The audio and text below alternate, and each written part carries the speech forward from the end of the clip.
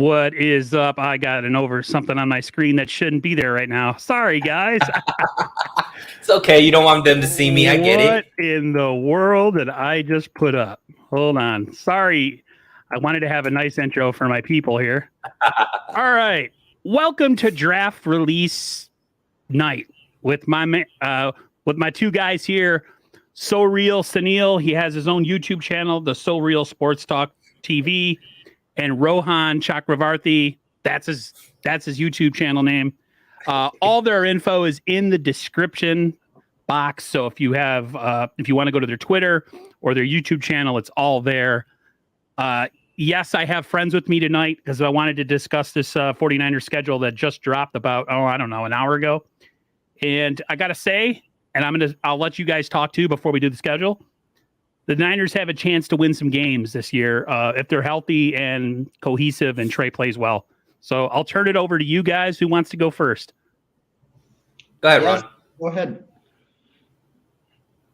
Okay, I'll go. So, yeah, I mean, Aaron, the first thing I was really looking at when it comes, there we go. The first thing I was really looking at when it comes to the schedule. But first off, thank you for having me on the show. I forgot to do the pleasantries. Yeah, no problem.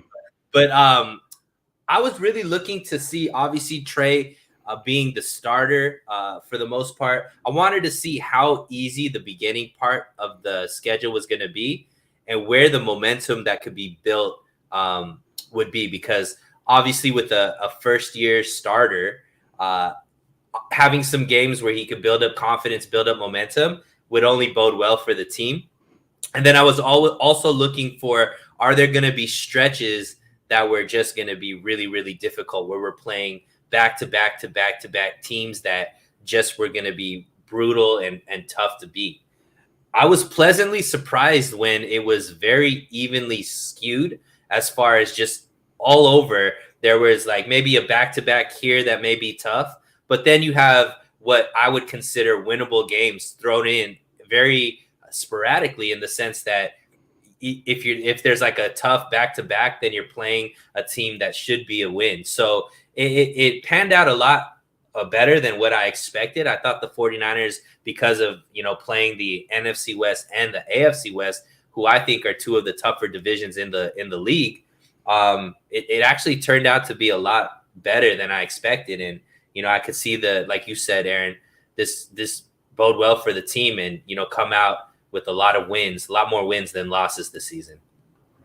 Rohan? Yeah, I mean, when I looked at the schedule, right, my first thought was actually a bit of optimism. And it's interesting to say, right, because the 49ers, it's not at all by any means an easy schedule. No. 49ers are in the top 5. They were tied in 5th place in terms of strength of schedule with the Kansas City Chiefs. And I'll be the first to say I'm not necessarily a fan of strength schedule because teams vary year by year. We saw the Cincinnati Bengals go from 4-12 to a Super Bowl team, and they were technically considered the 4th worst in the division in terms of strength of schedule last year. However, when you look at the 49ers schedule, it's not lacking talent, right? Like the Bears and the Seahawks are either, in my opinion, they're worse than they are last year, and they were 4th place teams. So strength of schedule, at least in this situation, isn't necessarily wavering as much, and there's a ton of top-heavy talent. However, the way that it's structured is very interesting to me. I think it actually somewhat favors the 49ers, especially when I compare it to the Rams schedule. When you look at it, Trey Lance starts off with somewhat of an easy slate. You start off in Chicago week 1, a defense that the 49ers faced last year, and it also has gotten worse without Khalil Mack and with an aging defense in a way.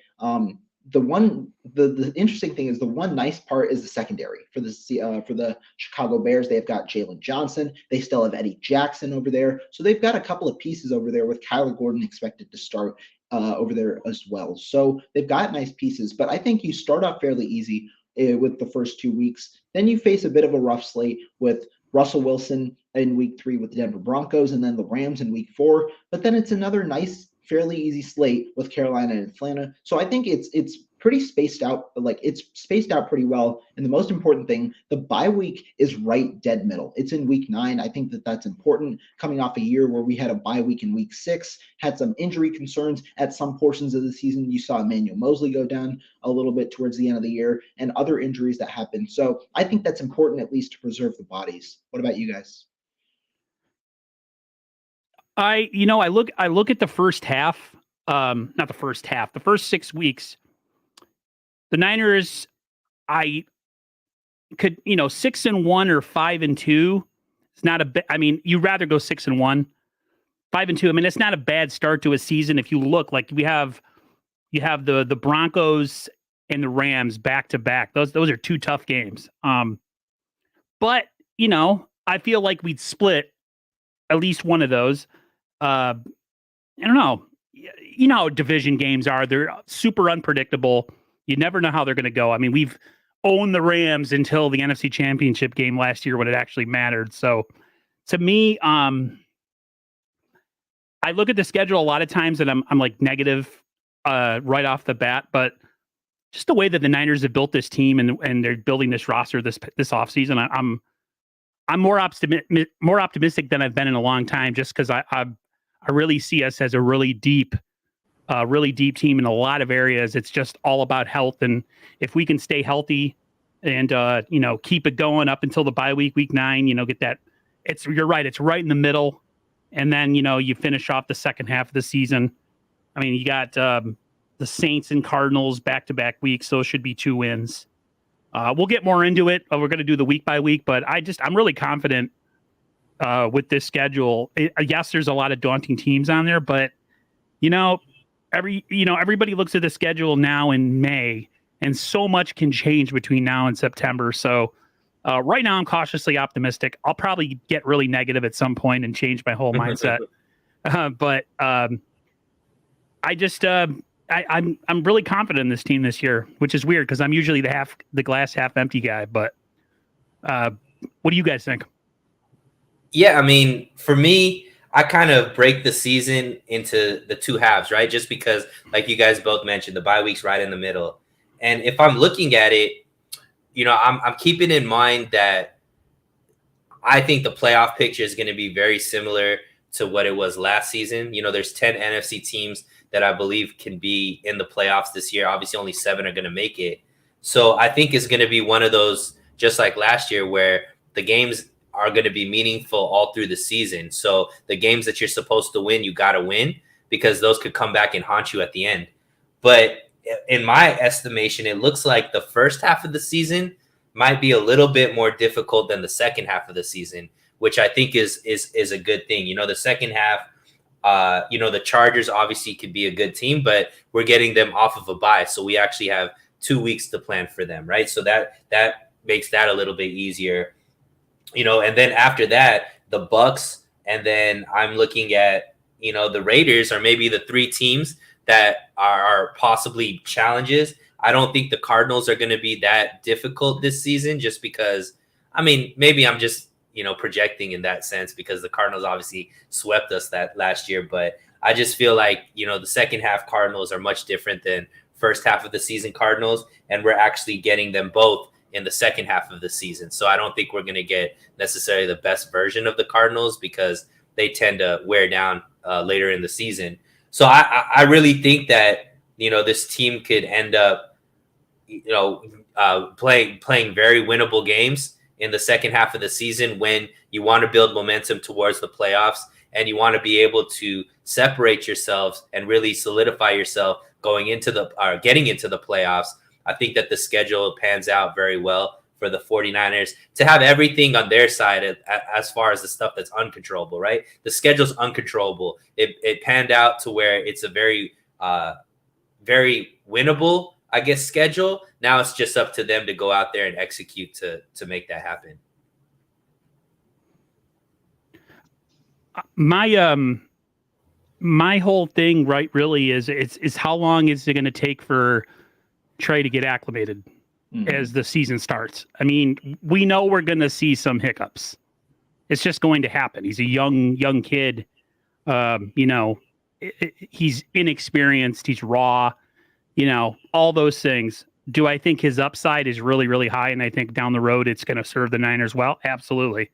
But, at the same time, as much as I'm positive and I have a good outlook on this season, if we finish with a similar record again this season with Trey at quarterback and we make it as a wild card team, I really wouldn't be too mad.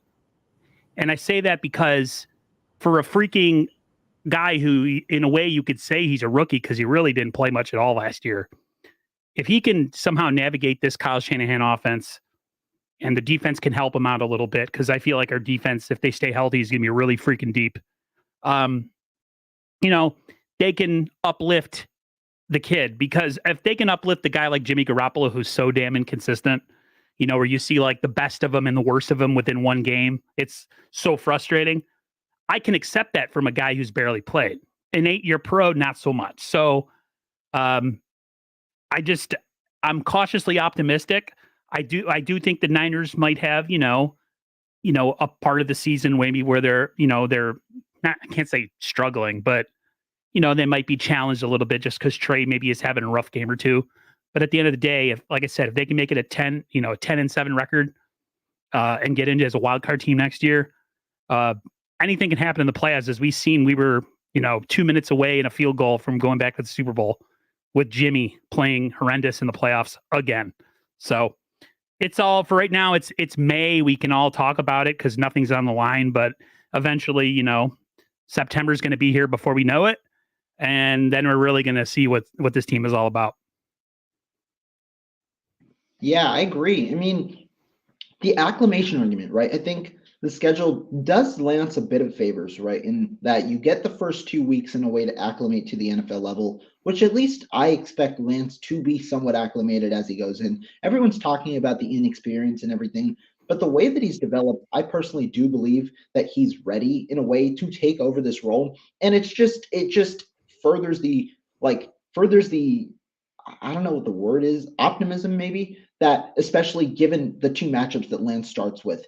Seattle, their secondary got worse this year because they lost DJ Reed, arguably their best corner last year. So you have Trey Flowers there. When you talk about Chicago, they lose Khalil Mack, who was arguably he was their most important pass rusher last year and over the past couple of years. So it just helps the offensive line a bit, especially when it'll likely be Mike McGlinchey's first game back into the starting lineup. I think that those two storylines are important. And then you set yourself up for a game on the road against Denver in week 3. I think off a home game, that'll be a nice challenge. We'll get into the week by week. I do expect that to be the first loss for the 49ers, but I also like in a way the storyline. Last year, what did the 49ers have in weeks 1 through 3? They faced the Detroit Lions first, a team at that time similar to the Chicago Bears right now, a little bit of a weaker team. Then they faced the Philadelphia Eagles.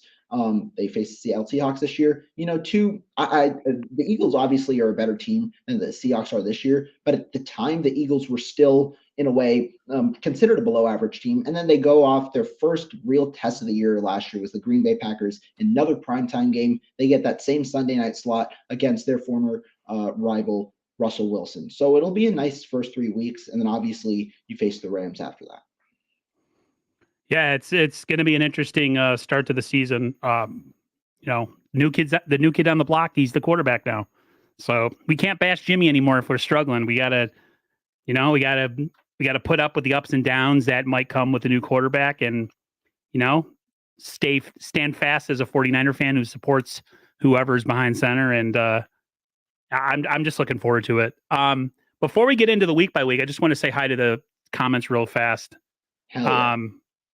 No Border Sports. We got Crypto Ryan in here. What's going on, brother? Frank Tom Ocean, huge supporter to the channel. Thank you. I do surprise myself sometimes now.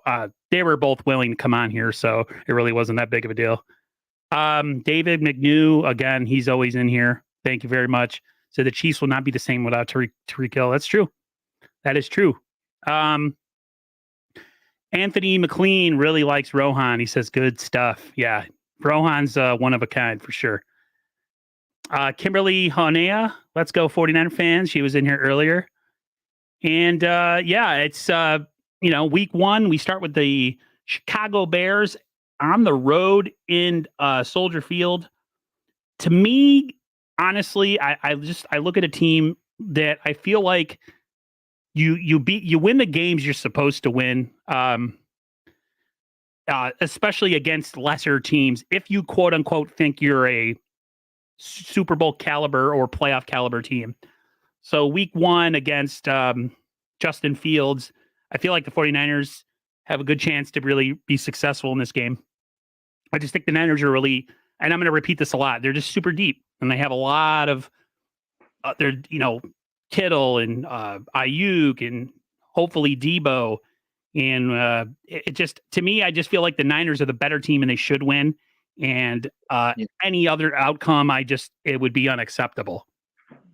Definitely. And I don't like, even though it is Trey Lance's first start of this season and his first start as a starter, regardless of quarterback play, you expect the 49ers to come out with the victory in this game. Like last year, I know the Detroit Lions came back. It was 41-33 at the end, but you expect somewhat of a win. And it'd just be nice if the 49ers had the start offensively that they had last year. They dropped 28 points in the first half last year against the Detroit Lions. And so they were out to a commanding lead. Obviously, it would do wonders to Trey Lance's confidence if that similar start happens this year. And so, yeah, I think it is important to kind of set the tone early. I think the 49ers are in a good position to do so. And I think that they should come out with a commanding win in week 1 against the Chicago Bears, who are in the process of rebuilding. And this might not be a hot take anymore, but they might be the worst team in the NFL this year.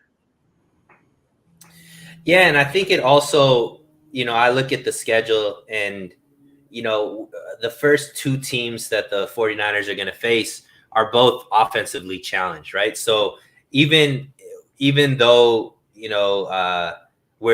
would want to see Trey Lance like go out and put up a lot of points to start out, it might not be necessary to still get the victory, right? The defense could make it so that you don't need to score a lot of points to be able to, beat these teams, just because they're also offenses that we foresee are going to be struggling to get points on the board for whatever reasons. Obviously, the Bears have a second-year quarterback in Justin Fields, who is up and down. They didn't seem to give him much help as far as receivers to be able to go out there and, have the weapons to make his life easier. And then I know we're not there yet, but, maybe segue into the Seahawks. Same thing, brand new quarterback, getting used to new receivers.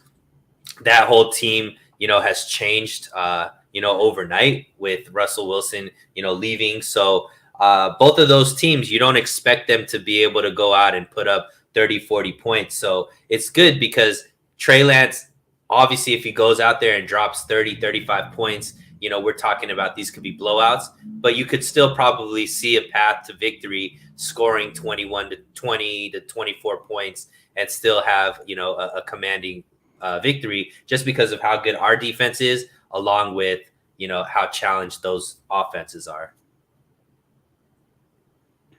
Yeah, I just feel like, again, you have to beat the teams that are in front of you, especially teams that you should beat.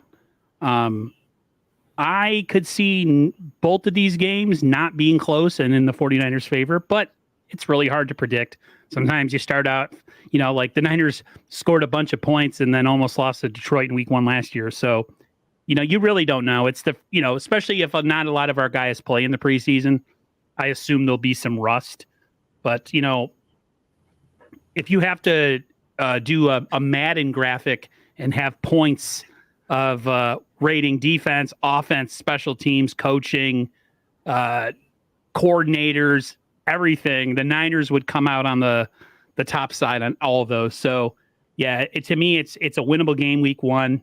And Aaron, not to cut you off, but we have to be honest about what happened with Detroit. Like, we're talking about a first-year quarterback, but last year, DeMeco Ryans was a first-year defensive coordinator. Right. And the only reason why that game was anywhere close to what it was, obviously DeMeco Ryans didn't have a solution to stop the run. I don't think we're going to be I don't think there's going to be those blatant holes like there were in the defense at the beginning of the season last year, just because a lot of the team is coming back as far as on the defensive side, and the players that aren't coming back actually got upgraded, with maybe the exception being the safety position. We don't necessarily know if we have an upgrade there, but the cornerbacks are upgraded. So even if there's like a, God forbid, another injury like what happened with Jason Verrett, that isn't as devastating as it was when it happened against Detroit, because we really didn't have anybody outside of Verrett when he went down. And obviously that's when you started seeing the Lions come back. And number 2, they were running the wide nine and gashing us because the only thing they had were two really good running backs.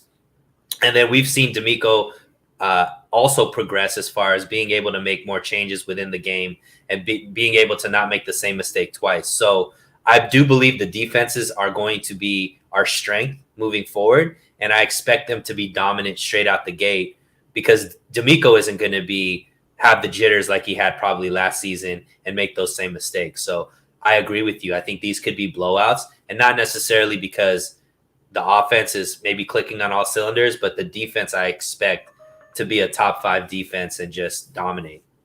And real quick on that, DeMeco Ryans, I even thought was really impressive at the gate. Like in that first half, he only gave up 10 points to Detroit. I understand it's Detroit. You don't expect many points.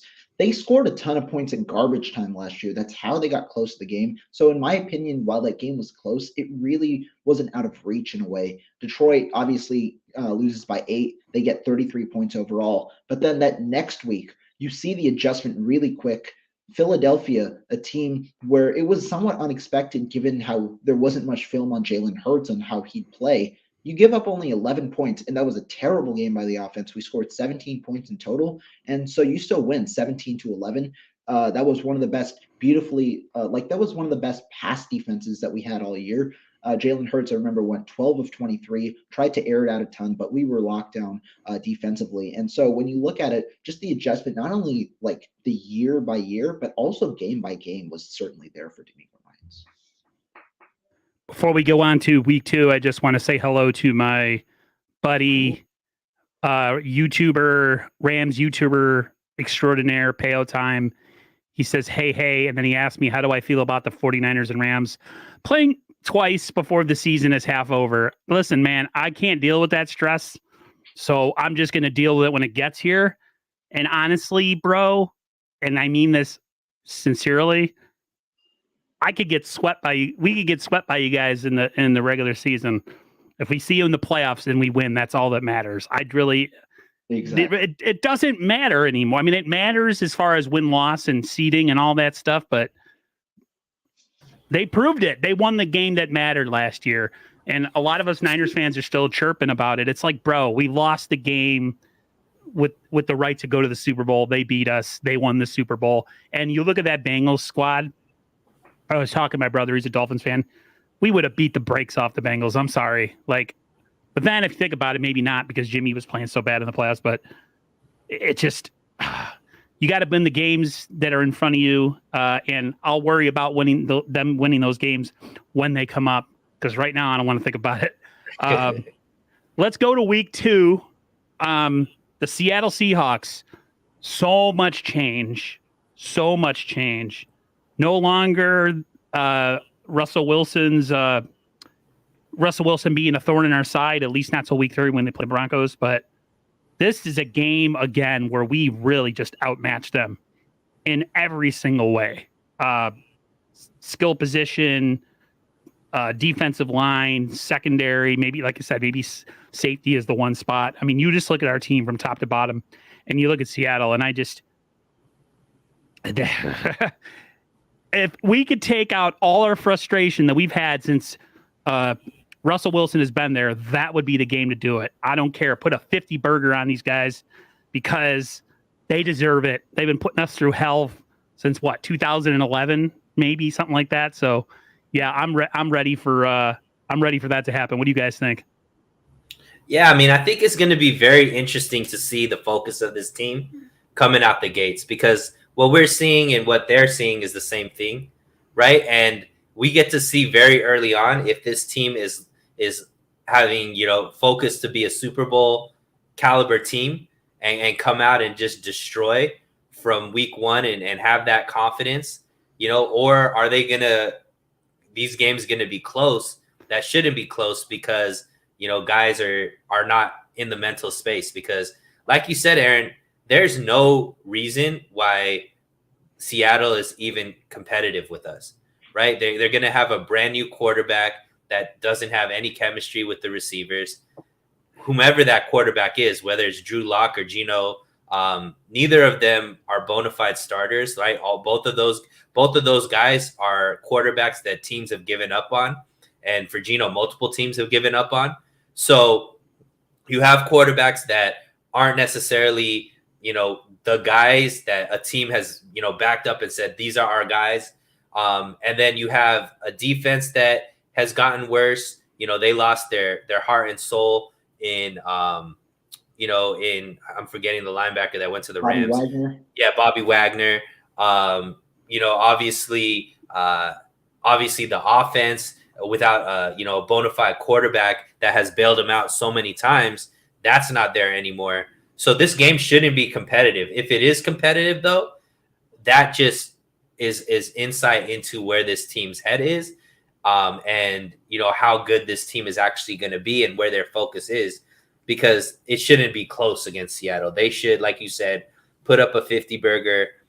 Trey Lance shouldn't be playing in the fourth quarter. That's how bad this game should be. Nate Sudfeld should be finishing out the quarter or finishing out the game, if not Purdy, right? That's how bad this victory should be. And it should be that way. There should be no love lost with the Seahawks. You gotta smash the divisional games and let them know there's no hope for you guys. Just go pick in the top 5, and hopefully in 5 years you could be competitive again. Exactly. Now, I'll give a little bit of a different approach. For me, this game, in a way, will be a little bit of a wake-up call, because this is going to be the first game where we're going to have to really, really worry without DJ Jones. I know Chicago has a good run offense, right? Obviously, Justin Fields is there, David Montgomery is there, and you have Khalil Herbert as well in the mix. But I think Seattle's run offense last year was actually pretty solid. Rashad Penny was there, had a pretty breakout season. Chris Carson, if he ever comes back from the neck injury, obviously a solidified option. But even without him, they drafted a running back this year as well. So they should be a pretty prolific run offense. And I think they'll look to run more than Chicago will this season. And so I'm interested to see how does a run defense fare in the first 2 weeks, where without DJ Jones, who led the league in ESPN's run stop win rate percentage this past season. I think it was at 47%. And so you're without one of the best run defenders in the league. Obviously, Javon Kinlaw was drafted for that purpose, to try and be a 2-down run defender, potentially even a 3-down guy. But you hope that Javon Kinlaw can slot in at that starting defensive tackle spot opposite Arik Armstead and solidify that run defense. Now, obviously, last year we had struggles within the first 8 weeks. Arik Armstead slides in and we become the best run defense in the NFL. I hope that same strategy kind of happens this year. Arik Armstead starts the year on the interior alongside Javon Kinlaw, and I'm interested to see how does this run defense fare over the first 2 weeks. But regardless, I still do think the 49ers should pull out. They are a more prolific offense, and their defense is more well-tested to all facets of the field compared to Seattle's offense. They have the 2 wide receivers, but that's the reason we brought in Charvarius Ward, so that we could cover 2 top-tier receivers with Ward and Mosley on either side. And so I do expect a 49ers win here again, similar to last year, start the season 2-0. Yeah, I don't see. I mean, like you said, we don't know exactly how the games are going to play out. Just the goings on of the game, whether it's a close game, it's a blowout. The fact of the matter is, again, we're supposedly a playoff team and we're supposedly Super Bowl caliber roster. You beat these teams and you beat them handily. If you win by 3 points, whatever, but it's a test to see how good you are. If you put 35, 40 points on a team like this, it's not really that big of an accomplishment because you should be doing it. It's not like an extraordinary feat. So, yeah, both of these games, Niners should come out 2-0. And then, we're going into week 3 facing the former quarterback of the Seattle Seahawks now in Denver. I'm not going to go first. I'll let one of you guys go first. What do you think we have to look forward to playing the Sunday Nighter at Denver? And do you think the Niners have a chance of coming out with a win? Yeah, so this is the first game that I think we're going to see what the 49ers are about, because Denver has all the same aspirations that the 49ers do. They obviously had a big offseason in being able to get Russell Wilson. They have the defense that's still solid there. And, they're getting healthy. They have a lot of good receivers over there. They've got, some decent running backs. So this offense, you would assume, is going to be prolific. So this might be the first game where the offense has to play their role. Like the defense can't just carry this team because the offense is going to have to put up points. And we've seen it, we've seen it with, what Russ has been able to do with the Seahawks. And I believe what Russ has around him in Denver is better than what he had in Seattle as far as overall team depth and all that type of stuff. So this is going to be a challenging game. Obviously, this is at Denver, right? Mm-hmm. Sunday night. So you're playing on Sunday night, Mile High, obviously. So they have that home field advantage with the with the air and all that kind of stuff. So I think this is going to be the first game where Trey Lance has to be able to make sure this offense is running smooth and putting up points, because I don't think you win this game with just 20 points, right? This is a game where you're probably going to have to put up closer to 30 points. And that's with the defense even playing, lights out, just because we know what Russ is able to do. We know this defense's biggest Achilles heel is a mobile quarterback, and they're going to have to play that with Russ. So no matter what Denver feels like or whatever it is, Russ has confidence against the 49ers. So he's going to be able to bring that in. So I would look at this as a 50-50, but in my on my schedule, I actually penciled this in as our first loss. Yeah, and I actually agree with Sunil here. I penciled this game in as their first loss. And to me, here's how I look at it, right? The 49ers and the Broncos start off the season very similarly. A game on the road. The 49ers play, we just said it, 49ers play Chicago. And I believe Denver also starts on the road. They play Seattle. And then the 49ers play at home in week 2. They play, like we just said, Seattle. They play each other. And then so 49ers play Seattle at home, and then Denver plays Houston at home. So Denver is going to actually be on their second game of their home stretch against the 49ers, meaning they're going to be more acclimated, like Sunil said, to that mile-high weather in a way. And I think that that's somewhat important, because obviously that's a little bit of a change from the previous location in a way. So I think that that's something I'm factoring in. Obviously, Denver is a really good team. They improved heavily with Russell Wilson. That was kind of their one issue. They went 7-10 last year with Drew Lock as their quarterback. I think that really says something about their roster, and they got better. They had our own K'Wan Williams go in, that he's going to play the slot opposite of Darby and Surtain over there. They also brought in DJ Jones. He'll play the nose, and so they have a pretty solidified defensive line over there. And so you have a good amount of players in a way, and I think their roster is at least built enough to put up a challenge. They have home field advantage, and they also have spent the entirety of the past 2 weeks, on their home field, because they play week 2 at home as well. So I give this one to Denver, San Francisco's first loss, although I don't expect it to be a blowout. I'm actually going to say the Niners win this game, and it's just because I think the Niners are battle-tested, and for the most part, they're bringing back the same roster as last year with an improvement at quarterback. This would be a game where you'd want to run the ball a lot to keep Denver's offense off the field with Russell Wilson, because we know how bad we struggle against guys that can move around. I feel like this is a game where the Niners play smash mouth 49er football, which is, time possession, running the football, and like how they play with Jimmy at quarterback. I feel like Denver, and this all depends how they come out in the preseason. If Denver doesn't really play a lot in the preseason, and they're very limited as far as their starters playing, I feel like there could be an adjustment period with Russell Wilson. And if the Niners catch him at that time, they should be able to, I'd say, squeak out a win in Denver. I don't think this would be a game where the Niners would boat race them. I think, if anything, it would be maybe like a 27-24. Niners get a field goal in the end to win it. I just feel like this is the type of game where you put the ball in the running back's hands, and you take it out of Trey's, and you just don't leave a lot of time for Denver when they're on the field. And I don't know. I'm weirdly confident for some reason against Denver. Personally, I don't know why, but I'll just say that I think the Niners win this game. Yeah, hopefully. But I look at it. I mean, I look at it as well as, the Broncos are in what now is the toughest division in the league, right?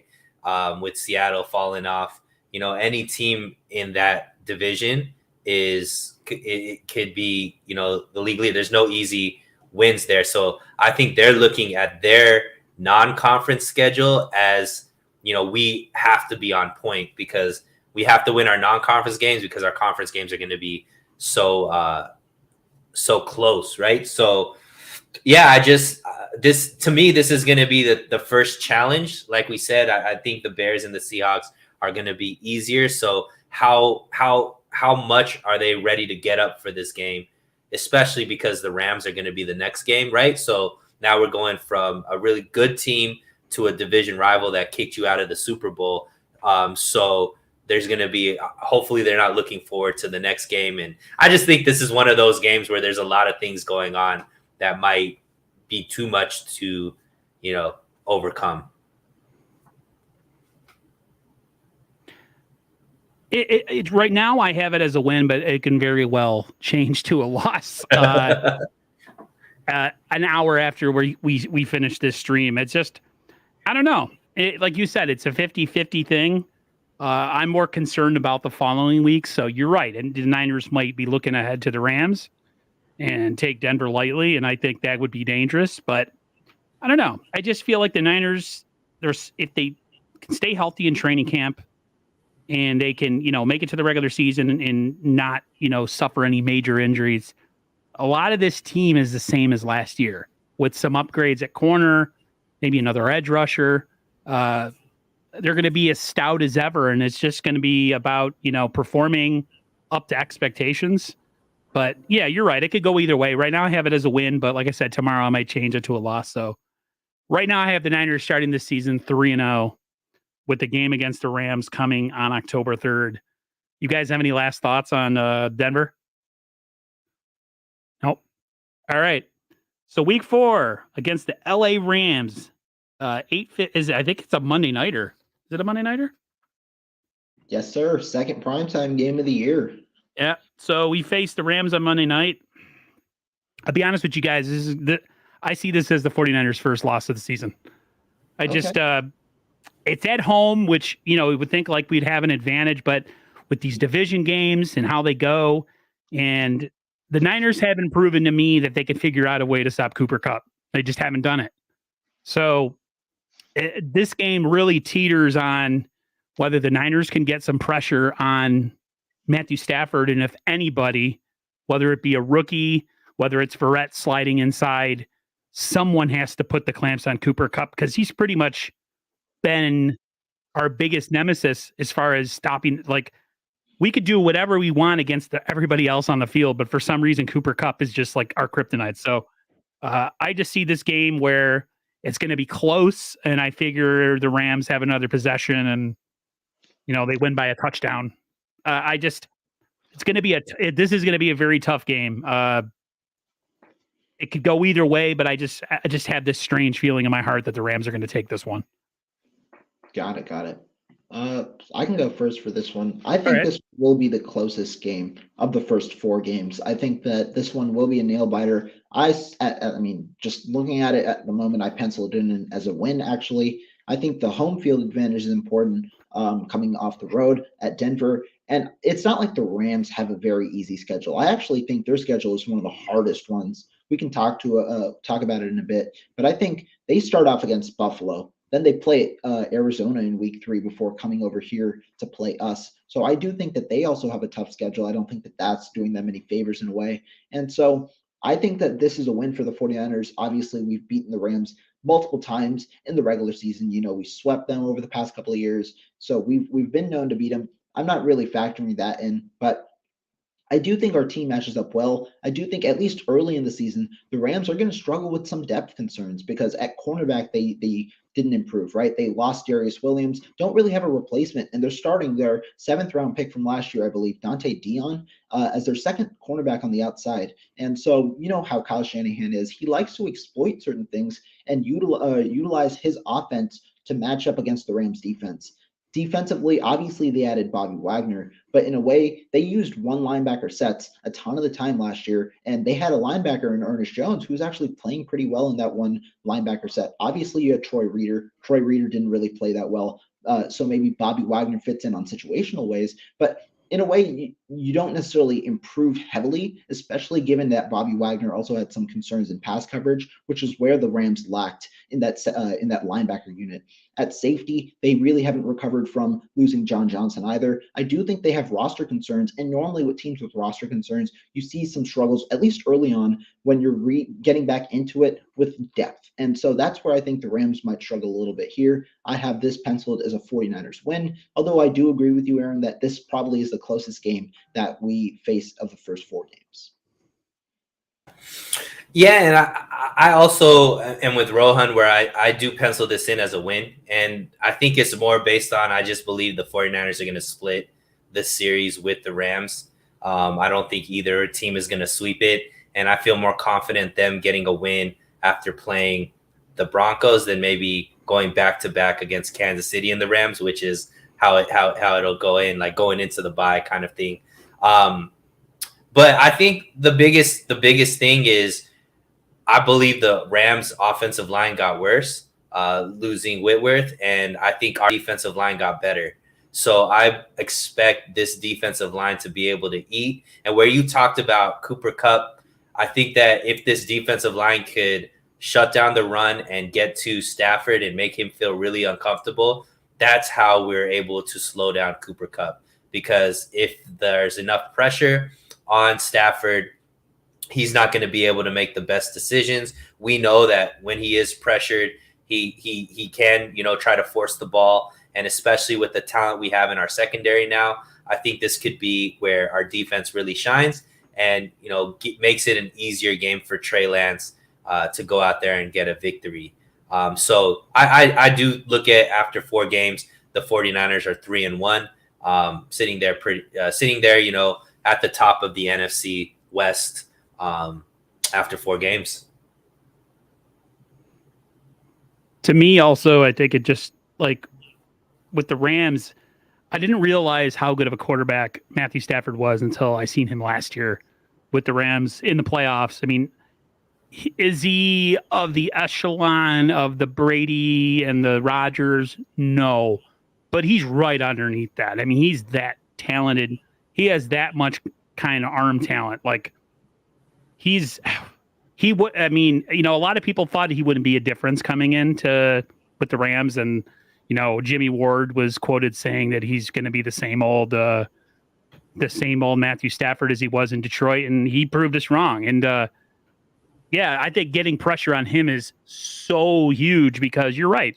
He has that Jimmy G tendency to throw stuff where you're just like, what was that? Like, what just happened? So I think the Niners getting rush on him. Hopefully Drake Jackson comes out of this training camp and into this season with his friggin', his ass on fire and gives, us a nice 1-2 punch in that NASCAR package that we deploy on 3rd down. And, if somebody can figure out a way to cover Cooper Kupp, I like I said, I could swap the Denver game and this game, and I could do it right now. You know what? In fact, I will. I'm going to say we did it, Rohan. I'm going to say we lose to Denver and we beat the Rams. 1, because it's at home, and 2, I feel like the Niners are going to have extra motivation coming off the fact that they were beaten by them with the right to go to the Super Bowl. So you guys have completely peer pressured me into a pick. And I feel confident. That sounds good too. And I'm going to keep it that way. Any last thoughts on the LA Rams? No. Okay. So week number 5, it's the 49ers. Is it at the Carolina Panthers? And yes, to me, it's a home and home. The next 2 games. Home and home. Okay. I'm sorry. It's away. We're away on both games. Sorry. Yeah, we face Carolina in 5 and then Atlanta in week 6. So we're on the road the next 2 games. I look at this game as a win. I personally think that, Carolina has issues at quarterback. I mean, the fact that we're trying to ship off Jimmy Garoppolo to them, like 49er fans are just like, trying to plead their case of what Jimmy could be for them. I mean, that's how bad we want him off the team. Carolina, to me, they don't have a very good roster, if you go tit for tat with the 49ers. I just see this game as one of those games where, Niners win easily. Hopefully if they bring their lunch pail and their defense and their running game, I would expect the Niners to come out with a victory against Carolina. Yeah, I agree. I mean, I think once again, it goes to the quarterback play, right? Who is going to be the starting quarterback week 5 for the Panthers? There's a chance it could be Jimmy Garoppolo, and maybe that changes things because it's Jimmy Garoppolo's revenge game, right? But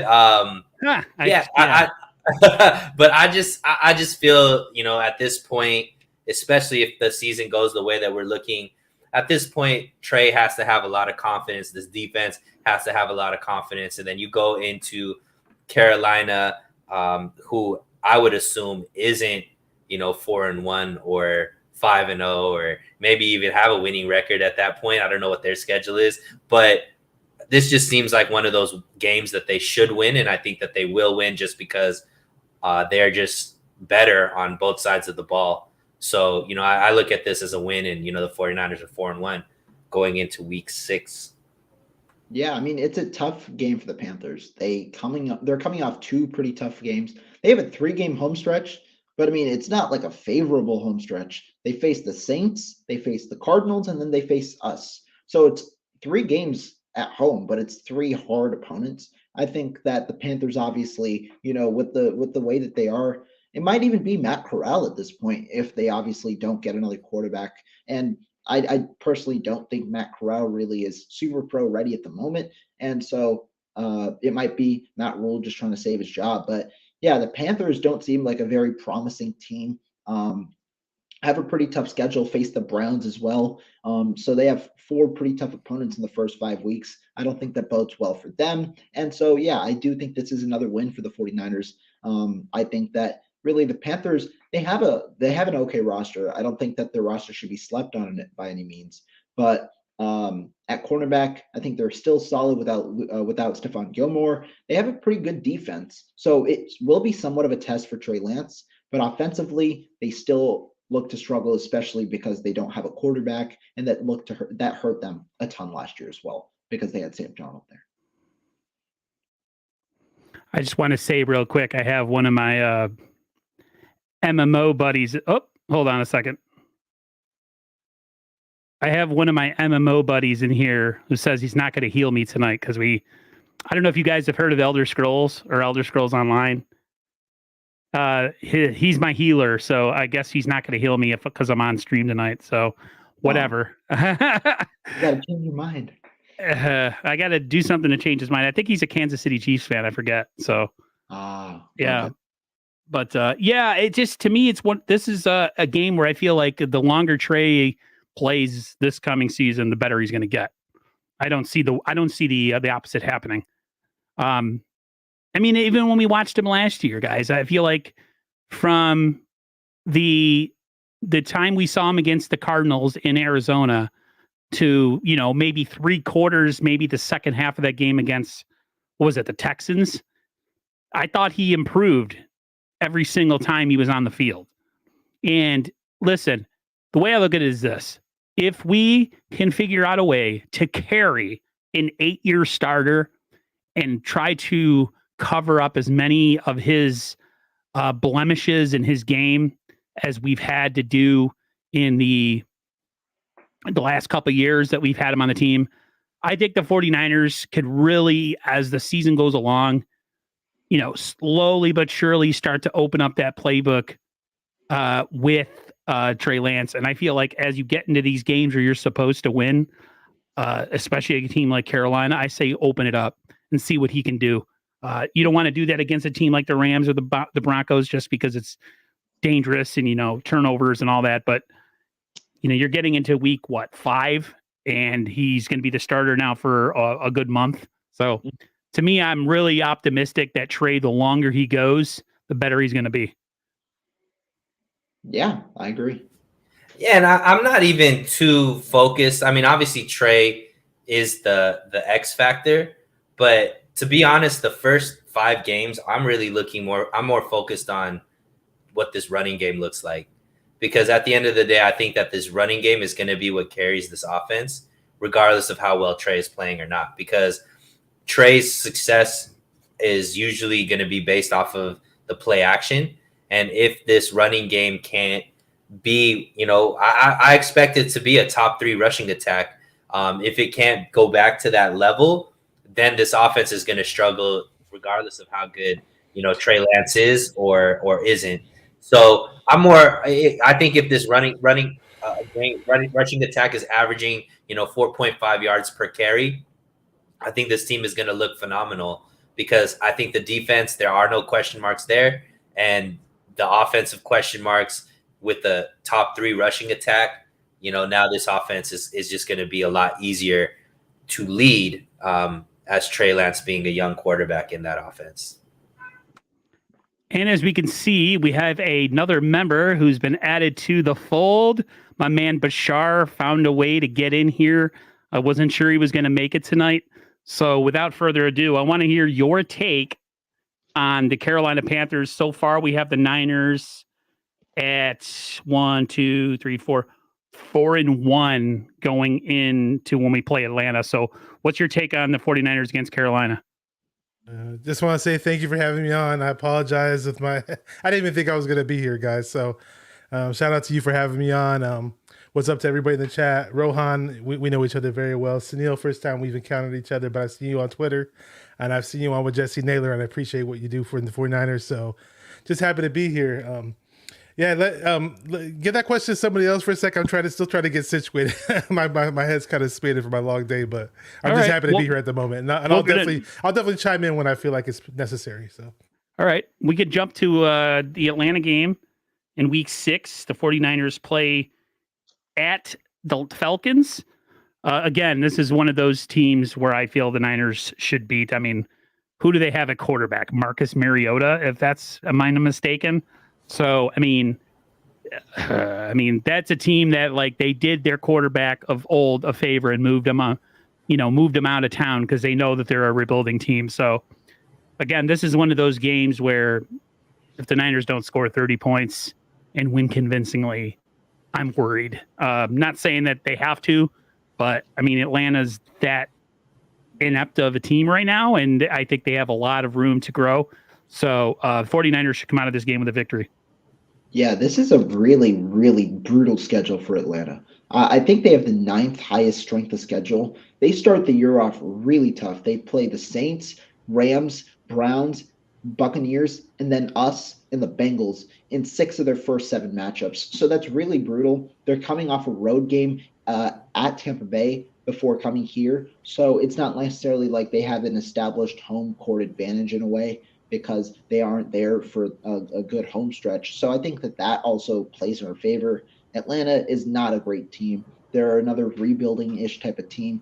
Marcus Mariota wasn't a quarterback or a starting caliber quarterback last year. He isn't right now. And so this shouldn't be too hard of a game. I do, obviously, Atlanta, in a way, like other teams that we talk about, right? Like Seattle, not necessarily a great quarterback, but solid receivers. Same with Carolina. Atlanta doesn't have solid receivers. They don't have Calvin Ridley for the year. Their number 1 last year, Russell Gage, left to the Tampa Bay Buccaneers. So they don't really have solidified options on the outside. I'm not that optimistic about Drake London being a wide receiver number 1 in the NFL. So we'll see how they play. But like you said, Aaron, this should be a pretty convincing win, maybe the most convincing win of the entire year. Yeah, so I think this could be a trap game for the 49ers. And the reason for that is because even though everything you guys said is accurate, they do have the chemicals of what makes the 49ers struggle. And that is mobile quarterback and a crazy weapon on offense. And they have that in Cordell Patterson. So he can line up. He's like, the wide back that isn't Debo, right? He could play running back, receiver. They still have Kyle Pitts there that, is somebody who came on last season. So I'm not saying that this team should win, but I am saying that the 49ers can struggle with this team if they go in there thinking that this is just going to be an easy victory, because even though Mariota didn't start for the Raiders, when he did come on, he was effective. You know what I mean? He came on for running packages. He still has a decent arm. He doesn't have anybody really to throw it to other than Pitts, but he can just struggle. So if this offense, like I said, if this rushing attack isn't where we need it to be, this is another game that could be just a trap game, meaning it might be a little bit closer than we want it to be. Because once again, at this point, if everything is going the way that we're going, the 49ers are like 5-1 at this point, 4-1, could be 5-1 after this game. So it's all about where this team's mentality is, how focused they are on the right things, because these are the type of games that we saw last season. They should have won, but they ended up figuring out a way to lose, because the team that they were playing just had these components that tend to make the 49ers struggle: mobile quarterback and a ridiculous offensive weapon. So that's where I think this could be a trap game, but I still have it as a win for the 49ers. Yeah, it's ironic because for years when we play the Atlanta Falcons, they're always just like superior to us in comparison to our wide receivers that we have and whoever they have. Now they no longer have Julio Jones, and obviously you mentioned Calvin Ridley earlier. I know they drafted who they draft, Drake London from USC or something. What was that guy's name? Yeah, Drake London from USC is the wide receiver. They drafted him. I didn't scout him too much. I know he was one of the better receivers coming out, but it's not a guarantee that he's going to be really, really good right away. But for the record, they have had early success with their wide receivers, and when Rohan was going through his whole spiel, Sunil and I were both thinking trap game the whole time, crossing our fingers. Hopefully that isn't the case. And was that in 2019 when we had that stupid trap game against them? Yeah, that was ridiculous. 41-16, I think, was the score. Matt Ryan, unless it's a playoff game, Matt Ryan for the most part has always made us look bad. But again, this time around it's Mariota. We don't want to have our team going into the game thinking things are going to be easy though. So I mean, it should be a victory. So we'll see. To me, I think this comes down to the Niners feasting on if the Atlanta's offensive line struggles, this would be one of those games where I think the Niners sometimes feast on inferior teams and inferior quarterbacks. So I know Mariota can move, but I don't put him in the same class as, say, a Russell Wilson or Kyler Murray. Right, because of the inaccuracy with the arm. So, like, you're more prepared in a way for the running game as opposed to the vertical game. Yeah, you can almost sell out with him just because he's not as accurate. Someone like Russell Wilson, you can rush him the same way. You almost have to rush him, but not at the same time. You ever notice when the Niners play like really good mobile quarterbacks, it's like their pass rush doesn't quite get there. They're almost playing a little bit more like, I don't know, it's kind of like a shell almost, where they kind of envelop the pocket. Whereas in some teams, we just, you see Nick Bosa taking their tackle and turning them backwards, into the quarterback. So this is a game where I think the Niners defense can really like take advantage of just them not having a whole hell of a lot other than maybe, is it their tight end that they have, right? Yeah, Kyle Pitts. And I think the Niners have Cordell Patterson, man. Patterson. You guys are sleeping on Cordell Patterson. Yeah, one of the best seasons last season. Yeah. I'm not sleeping on them. I don't think their quarterback has what it takes. I think that's where their biggest struggle is. So to me, this comes down to if the Niners have one of those feast games where, they get 6 or 7 sacks. And, I like when there's Niners have these games every so often. They play somebody and their defense looks like $1 million and you're thinking, oh man, Super Bowl caliber. And then we come out the next week and not so much. So, but yeah, I feel like this is a game the Niners win and it's going to be based on their defense. I hope so, because once again, when I talk about chemicals that can be a trap game, offensive weapons that can harm the 49ers, and then looking forward to a big game right after. And the game right after this is the Kansas City Chiefs. So that's what I'm saying. Is the 49ers going to take it week by week, have that disciplined mentality where they take care of business? Because like you guys said, this should be a game where Trey Lance doesn't have to finish it in the fourth quarter, and they could get him healthy and start looking towards Kansas City, because that's a game where you probably need Trey Lance at all cylinders. But like I said, we saw this in 2020 when the Eagles came in and it was just Carson Wentz and a whole bunch of guys off of the couch. And somehow they were able to beat the 49ers, who at that point should have been much better than them as well. This seems like a lot of those same components. So that's just what I'm saying. It should be a win. It should be everything you guys say it should be, but it also could go left if the 49ers aren't disciplined and take care of business the way that they need to. My whole thing is I think the trap game is actually the week before against Carolina. They're coming off a loss in Denver. They're thinking, oh, this is an easy peasy. They could effectively lose 2 in a row and, be 500 at that point. Oh, no, not 5 in a row. Well, but they beat 2 and they beat 2 and 2. They play the Rams before, though. Okay. We all had them as beating the Rams that game. Okay, so they play the Rams. We win that game, and then we go into Carolina. So I feel like Carolina would be the trap game. I think you have 2 semi-poor opponents in back-to-back weeks, so I would think Carolina might be that trap game. But you're right. That's interesting. Either way, the Niners can't take any of these bad teams lightly because, I don't know. Trey's. I don't think Trey's that established yet. So as much as I have confidence that Trey's really gonna, his game's gonna grow as he plays. In every game to us, there's no guarantees. We don't have Aaron Rodgers or Tom Brady behind center where it's almost a guaranteed victory most of the time. So we will see, though. All I know is the next game is going to be really freaking hard. So if you guys want to get into Kansas City, let's do it. Yeah, Kansas City is going to be an interesting game for sure. Yeah. Go ahead. Oh, go ahead. All right. So Kansas City, obviously, we play in week 7 coming off this 2-game road split where we should win both games. I think this game will be a little closer than people anticipate. Kansas City doesn't have an easy schedule either at the time they play. They play Tampa Bay in week 4, the Raiders in week 5, Buffalo in week 6, and then they travel over here to play San Francisco in week 7. So it's a pretty tough 4-game stretch for Kansas City there, and it's a pretty brutal stretch where the bye week is the week after. So I think the 49ers definitely, I think this is one of those 50-50 games, and I'm not trying to be super optimistic about the 49ers. I don't think they're going 13-4 or something like that. I'm just saying how I view it from a schedule perspective. Me personally, though, despite that, the way that Kansas City's schedule is structured, I do believe that this will be a second loss for the 49ers. I think that the city is pretty good, and I think this is a little too early in the season where we worry about fatigue and things like that. Kansas City also will be riding hot going into a bye week, especially if they beat Buffalo at home the week before. I think they'll be on a bit of a hot streak. We're coming home. It's going to be a significant change in opponent play, and I think that still somewhat matters, right? You're going from playing Atlanta to Kansas City, whereas Kansas City is going from playing Buffalo to San Francisco. They have that intensity already in them for the last 4 weeks, where they're kind of in that play. It's not playoff manner, but they have that mode in a way, coming off some very tough opponents going into week 7. So that's why I think Kansas City is going to win this game.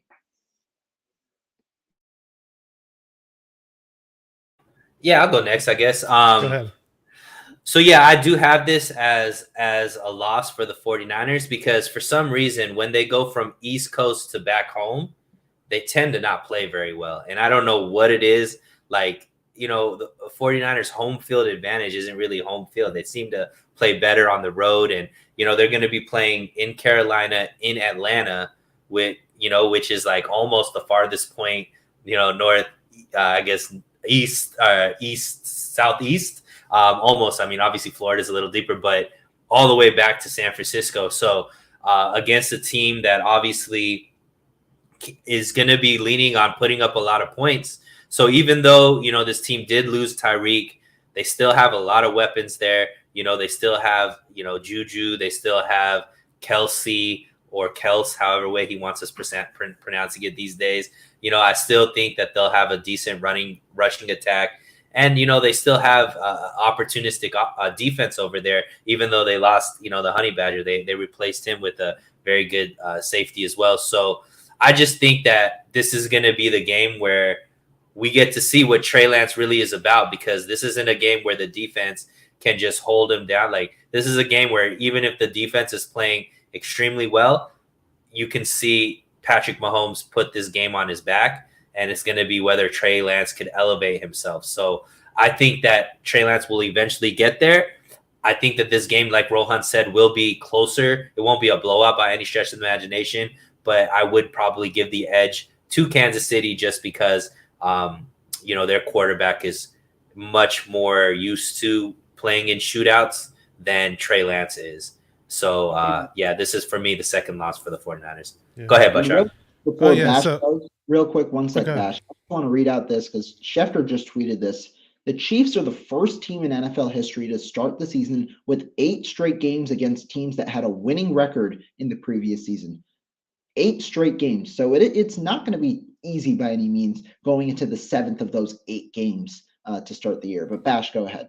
Oh, yeah, thank you. That's a good tidbit that you brought up. I mean, hey, we could be their trap game, but in general, like Ramsino was saying, when you have the more established quarterback, especially one of Patrick Mahomes' stature, it's really hard for me to say that, hey, Trey Lance is going to just beat him out, even though we're playing at Levi's. I mean, but, hey, they did lose Tyreek Hill, but, hey, they brought in Juju, right? And they drafted Sky Moore. A lot of people were pretty high on Sky Moore. I wasn't so crazy about him like everybody else was, but, he's a young wide receiver prospect. They pretty much had a pretty big defensive draft in terms of adding pieces to their team, but I noticed that they drafted Darian Kennard in the 5th round in their offensive line. So to help protect, he was supposed to be, I think, picked up a lot higher, maybe a 2nd rounder, I believe, from what the mocks were telling me. So, this Kansas City game is a game that we should not take lightly, and it wouldn't shock me one bit if we lost. Kelsey always plays great against us, and I don't know. And, they also picked up Marquez Valdez-Scantling too, who's a deep threat as well. And Justin Reed was a safety that he picked up to replace the Honey Badger, like Sunil mentioned. So, and, I wanted us to get Justin Reed actually, but didn't happen. And I don't know if he was reluctant to come to us because of, Eric Reed playing over here. But yeah, I mean, I wouldn't take that. I wouldn't look at that game and chalk it up as a win for us. And sure, I'd love for us to win, but we got Patrick Mahomes on the other side, so we'll see. Yeah, I look at this as a loss too, mainly for the reasons you guys have already said. Trey is a young cat, and he's probably going to be really, really good, or at least we hope he is. But he's going against the Super Bowl champion quarterback who's been there and done it.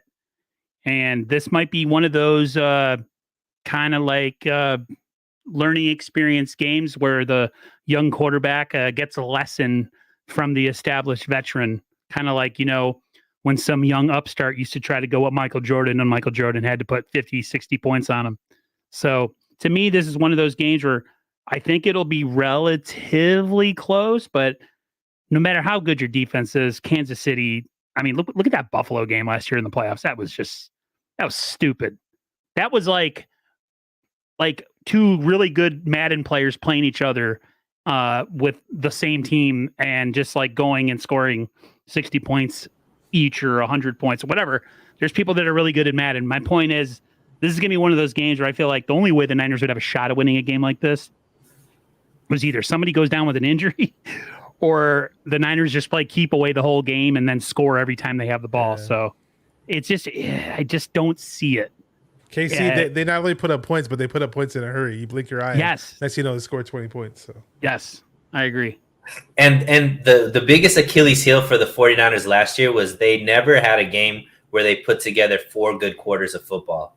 They always had their spurts where it was like last few minutes of the first half and maybe the 3rd and 4th quarter, but you never saw it where it was just like each quarter they were just playing well on both sides or all phases of the game.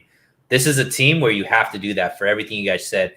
You could be beating the Kansas City Chiefs for 75, 80, 85% of the game, but that 15%, they turn on the horses, and all of a sudden, a game that you thought you were winning for 85% of it, now all of a sudden you take home an L. So I think that I don't know if the 49ers are there yet where they're going to put together 4 good quarters, but if they are, I do think this could be a victory. Like we're all saying this there's no chance for the 49ers to win. I don't think it's that. If the rushing attack is the way we think it is and the defensive line is as good as we expect them to be, this could be a very tough game for Kansas City to win because of how good our secondary is now and the fact that they've lost their cheat codes in Tyreek Hill, right? So, yep.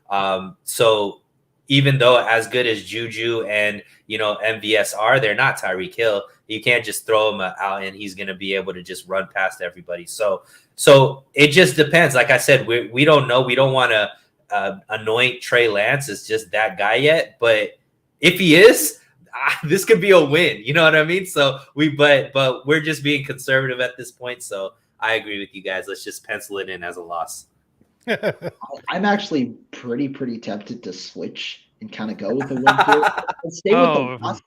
But in my actual article, putting in my predictions and stuff, don't be surprised if I put this as a win. I'm pretty tempted, but we'll keep it as a loss for now for me. Yeah, I think the Tyreek Hill absence, him not being on the team, I feel like that could play more of a factor than we think. And you're right. Ward absence, he's gone. He's their cornerback number one. Can we trust L'Jarius Sneed to be that cornerback number one? He played pretty well. They obviously brought in Trent McDuffie. How well can he play to start? And does he start in the slot or does he start on the outside? That's a very interesting question as well. They don't really have any other proven cornerbacks in that room. And I mean, edge rush wise, you're trusting guys like George Karlaftis to come in and try and create defensively immediately. Offensive line is good, but like you said, the wide receiver room is somewhat different. And with so many talented wide receiver rooms nowadays, this might be one of the lesser talented wide receiver rooms in the NFL. I just got to say, Silverado Kev says, I just really feel our D will be improved and Trey will fully unlock this offense. Finally, I have that feeling too. I don't know. I'm uneasy to say it's going to happen against Kansas City, but we all could be totally wrong about this. So it is really hard to say. We'd have to watch probably the first 6 games of the year and get more of a kind of a feel of this team. Now, if the Niners are struggling a little bit, scuffling with Trey, which could happen. But then again, I'm downplaying Trey because I want to be pleasantly freaking surprised. I do think he's going to do well, but I keep telling, because I live near Buffalo, and live in Rochester. I keep wanting to go on social media, all platforms, and be like, Niners versus Bills in the Super Bowl. Niners win by 3 or something like that. I've been tempted to do it for the last couple of days. I might do it soon, but I got to get the confidence up to do that. I'm getting there, but not quite yet. Yeah, and I think we all have to realize that I don't think Shanahan's going to ask a lot of Trey in the first half of the season. This is, if you remember the 2019 season where the 49ers went 8-0 into the bye or whatever. I forget exactly what their record was. It wasn't because Jimmy Garoppolo was playing lights out. It was because this rushing attack was the rushing attack and the defense was the defense, right? And I expect this team is built that same exact way. So I don't necessarily think a lot is going to be asked of Trey. He just needs to play within the offense, make sure he's making good decisions. And we are going to see more excitement because I think he's more willing to take that deep route than Jimmy was. But this is still a run-first team. We're still going to see, more rushing attempts than passing attempts. And we got to just make everybody aware. Trey Lance only averaged 16 pass attempts per game in college. So he's not somebody that is like a Joe Burrow who was throwing the ball 40, 50, 60 times in a game. So don't expect this all of a sudden for the 49ers to just ask him to throw 30, 35 times a game.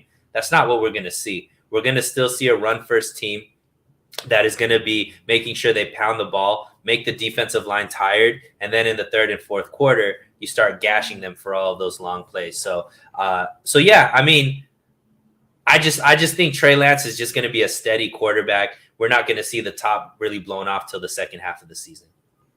I'll just say this. I feel like you might see a similar offense for a bit with Trey to Jimmy, where they kind of protect him a little bit. And then Kyle's going to get his feel of what Trey does well, what Trey doesn't do well, take some things out of the playbook, add some things. So I feel like as the season goes on and the more his feet get wet, there might be a game all of a sudden where Trey just has a coming out party where he throws for 400 yards and 4 touchdowns. It could happen, but I feel like this might be a little bit of a Jimmy Garoppolo type offense, at least for a first bit of the season. You're right. Kyle's just not going to freaking leave this kid out there and hang him out to dry. He's not that kind of coach. And we have so many good players to surround this kid with. It's not like he's, playing for the Jets or the Jaguars where they're just completely inept. So we'll see. Like I said, all these schedules that we're, marking up here in about another 4 months ain't going to mean diddly squat. So we'll see. Next game is against the LA Rams. We're at the Rams, week 8. This is going to be a tough one. I think, they're going to be, they're not going to be celebrating their championship at home because that'll already have been done. But then again, they might try to pull something funny and have some sort of celebration when the Niners come to town in this game. Personally, I think the Niners drop an L in this game. I just think there's just a lot of factors. It's a rivalry game. I feel like all the bandwagon Ram fans that weren't there last year will try to fill this stadium up a little bit more than they have. And I just think, this could be a game where I don't know. Like I said before, I have a lot more respect for Matthew Stafford than I did ever with the Detroit Lions. And he is that good of a quarterback. So I just see this as a game where it's a divisional game. They go really weird sometimes. Sometimes you think you're going to boat race a divisional team and they beat you by 3 points. Or, this could be one of those games where we just don't quite have enough and the Rams pull out the victory. So I'm going L in this game. I'm gonna take a W on this one. I think the Niner faithful is gonna come out strong like they usually do. They represent really hard in Southern Cali, and the Bay Area fans tend to come down there as well. And that's the fan side of it. I get that. And hey, shout out to Matthew Stafford, though, man. I mean, playing for that terrible, disorganized franchise of an organization, the Detroit Lions. I mean, what do you expect from somebody to be there all their career? They're never really going to have success if they play for Detroit. It just sucked that it happened to have it happen at our expense. We lose to an NFC Championship game to them, and then they win the Super Bowl right after. But I know something tells me this Niner team is going to have some vengeance, and they're going to have a bad taste in their mouth playing against the Rams. And I just sense they're going to be fired up for this one. Yeah, I agree. And I just looking at it, right, last year, the 49ers Rams played week 10 on Monday night. The Rams were not coming off their bye week. Their bye week was week 11 last year. They're going 10 games straight without any rest whatsoever, playing on Monday night in front of the bright lights. And the 49ers obviously come out. 49ers obviously had their bye week as well last year in week 6. Now, when we look at it just schedule-wise, right, 49ers coming off a tough game against the Chiefs. They're going to Los Angeles. Obviously, it's still Levi South in a way, but the 49ers are coming off a tough game. The Rams are coming off fully rested. Their bye week is the week before in week 7, so they are poised to win this game, being it a home game as well. I think that they will be the better rested team, and I think that they also will come out with a win in this game, starting off their second half of the season pretty well. Yeah, and I had the 49ers beating the Rams in the first matchup, right, which was a few weeks before this one. So you're talking Rams off of a bye week, plus they've already had the taste in their mouth of losing to the 49ers. They're at home, got embarrassed at home, not the NFC Championship game, but the last game, that they were at home during the regular season. It just seems like it's going to be a lot to overcome for the 49ers in a divisional game. Obviously, the Rams are, looking to get back into the playoffs and into the Super Bowl as well. So I agree with, Aaron and Rohan. I pencil this in as a loss. And, the 49ers go into the bye week at 5-3.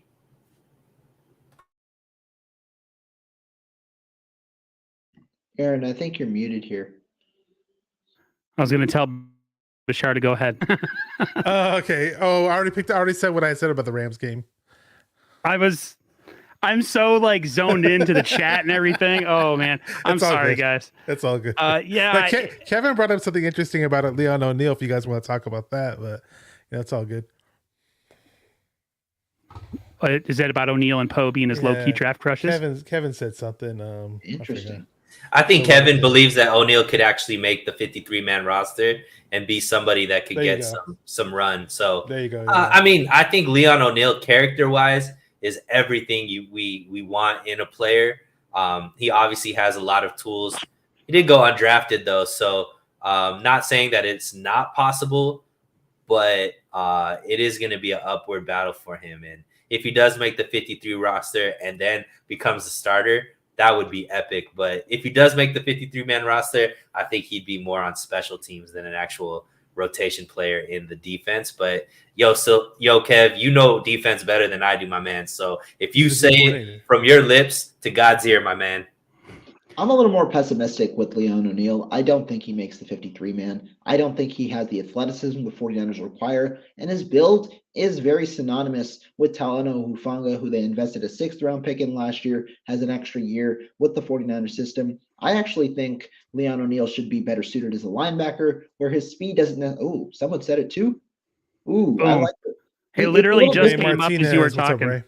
It's a little different, in my opinion, than Marcel Harris, but I do think that he should be a box linebacker in a way, a sub linebacker where you bring him in on situational packages. Why? O'Neal has the instinct. He has the character, like Sunil said. He's got like the mind for it. It's just the athletic ability doesn't necessarily encapsulate what the 49ers want in a safety, especially a coverage safety, which the 49ers will like. Opposite of Jimmy Ward, who spends his time kind of as a Swiss Army knife for the defense in a way. And so that's why I think Leon O'Neal isn't necessarily poised to make the 53-man, but I'd like him to be on the practice squad for a year, have him convert to linebacker, and see if he can compete for a spot with guys getting older in that range, with Demetrius Fleming and Falcon guys. So if you believe that O'Neal can really make him if you believe you can make an O'Neal a pretty solid special teamer, he could eclipse the Demetrius Fleming and Fowles role in 2023 after a year on the practice squad.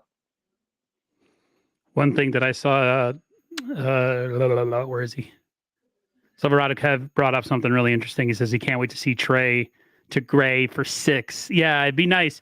Yeah, I just think he's going to be eased into the offense. I don't see him being like someone right off the bat. He's super raw. He's right now is pretty much just a go along and I'll throw it to you type of guy. He's got from what a lot of people are saying, he had a lot of struggles in college with route running and he's not quite as polished.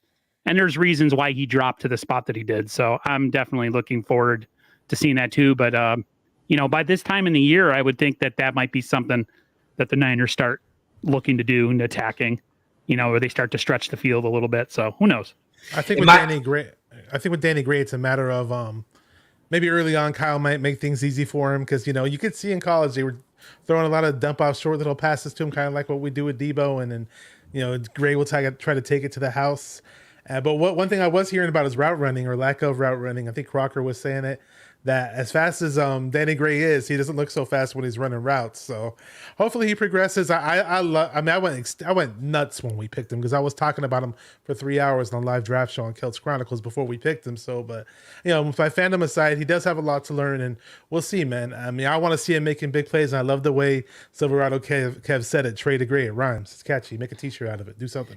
If it's not Trey to Gray, it could be Trey to Ray. Because I think maybe Ray McLeod gets more chances being the deep threat coming off the bench. And look, reality is if Ayuk or Debo are injured, that's kind of the question mark is who comes in as far as the depth that past them, right? Because, Jennings is there, but I don't know if he fits into the same type of roles that Debo and Ayuk play. So is a guy like Danny Gray ready, or do they go more for a guy like Ray McLeod or, whoever that Malik Turner, maybe? Malik Turner. I mean, both Rohan and I were on my channel yesterday saying the 49ers should maybe go after a guy like Julio just for that, because he could be somebody that could, come in, and if Ayuk or Debo get nicked up at all, I think Julio could slide in there and probably be the best option based off of everybody else that's on the roster. Definitely. So week 9 is a bye. 49ers get a little rest. And then we go into week 10 first, the San Diego Chargers, man. This looks like Chargers, Aaron. Oh, I'm sorry. The LA Chargers. I'm old. See what happens when you're old? You forget things. The moment you said San Diego Chargers, that San Diego Superchargers song. Yeah, I know exactly what that is too. This is November. This is an NBC, so this is a Sunday night game. Sunday night, yeah. Sunday. Chargers are going to be a tough team. I mean, they got rush, they got cover. They got a Bosa on their team. I mean, what else can you ask for? And I really think their quarterback is up and coming. Why is his name escaping right now? Help me, please. Justin Herbert. Justin Herbert. You know, man, this is going to be, the Niners have a 3-game stretch, not including their bye week, where they could lose 3 straight. I mean, that's the difficulty of this. But I look at the Chargers as a team that is has yet to put it all together. They have a lot of pieces. They have a lot of talent. But they're just like that team that they got all the ingredients, but they don't have the chef to cook it. So I'm actually going to see the Niners winning this game. I feel like this is going to be an old-fashioned 35 runs in a game where the Niners barely throw the ball at all, and they just completely just bully ball the LA Chargers and come out with a victory. That could be the case. I'll go a different route. I honestly think the Chargers are really good this year. I think they'll win the AFC West. Obviously, I could shoot myself in the foot with that take because the Chargers are a choking team. They're the Vikings of the AFC, so they could just lose every game by a point, and I could be talking out of my mouth. But I think the Chargers are really good. They've got an amazing wide receiver core with Allen Williams. They also added speed, and they have a good amount of different options that are underrated in a way in Joshua Palmer and Jalen Guyton. Obviously, in my opinion, the 5th best quarterback in the NFL in Justin Herbert. They've got Austin Eckler over there. So a very solid offense with a upgraded offensive line with Zion Johnson. So I think that was kind of their weakest spot, their offensive line, and I think they improved a bit with the draft. Defensively, they struggled heavily against the run last year. So what do? They get Khalil Mack, Sebastian Joseph-Day, and Austin Johnson. I think that they are pretty well suited against the run, which may make it difficult for the 49ers. And I do think that the Chargers are going to win this game. And this is also pretty nice schedule-wise for them. They had their bye week, I believe, in week 8. They played the Falcons in week 9 on the road. And then now they come to San Francisco, play us. So I think that they're in a pretty good set rest wise. So I do have this game going to the Chargers. Yeah, I mean, I just, the way I penciled it in, right? They just lost to Kansas City and the Rams. This bye week, if the 49ers are looking to be a Super Bowl type contender, it's up to Shanahan to make sure that this game plan, they spent that whole week making it so that they could go in, compete, and get the victory over the Chargers, right? So I just think that you're looking at 2 weeks to get prepared for a team like the Chargers. It's not like we're overmatched, even though this team is, just as talented. We're not overmatched, right? This defensive line, even though that offensive line is good, this defensive line should still be better because of the depth, right? So they could run a fresh body at you every single down. Their secondary is really good. Obviously, they got Justin Jackson back there. Asante Samuel Jr. is back there, but it's up to Kyle Shanahan to scheme these guys open. This is where the second half of the season, where now after a bye week, we got to see them air out the ball a little bit more. And once again, another game where it's going to be, can Trey put up enough points to beat the next opposing team? Because I think that's what a Super Bowl team is now. I think those years of just defense being able to win Super Bowls, you obviously have to have a good defense, but at this point, with the level of quarterback play there is, with the type of talent there is on offense, with the way the rules are, if you can't score, you're not winning a Super Bowl. And so I think that this is one of those games where we have to see Trey Lance go out, put up 30 plus points, once again go in and play 4 good quarters of football for all aspects of the game. And I think this is a game where, the 49ers defense can be a little bit more, I guess, they need to be more ball hawks, get some turnovers, and, make it easier for Trey. But I look at this is a must win. And the reason why I say that is we can't just have the 3 best teams come in that we play and we lose all 3 of them and have the confidence that we're going to be able to make the playoffs or do anything in the playoffs. So I think this is a must win for the confidence of Trey Lance. Out of those 3 games we just mentioned, Kansas City, the Rams, and Chargers, to me, this is the easiest for them to win because they're coming off of a bye. So for me, that's where I look at it and say the 49ers have to win this game if we're looking at them to be anything in the playoffs and, you know, win a Super Bowl inevitably. And they're at home too. Right. The one glimmer of hope I have for the 49ers in this game, obviously it's a night game. The 49ers just are, for the most part, they play a lot better and they're usually a lot more pumped up during the night games. But again, it does worry me big time. Justin Herbert coming off that 5,000-yard passing season. What scares me even more about this game, the biggest worry for me is because our offensive line, even though I love the fact that we stacked up talent on the offensive line for competition, we still don't know what it's really, really going to look like. Now, sure, great.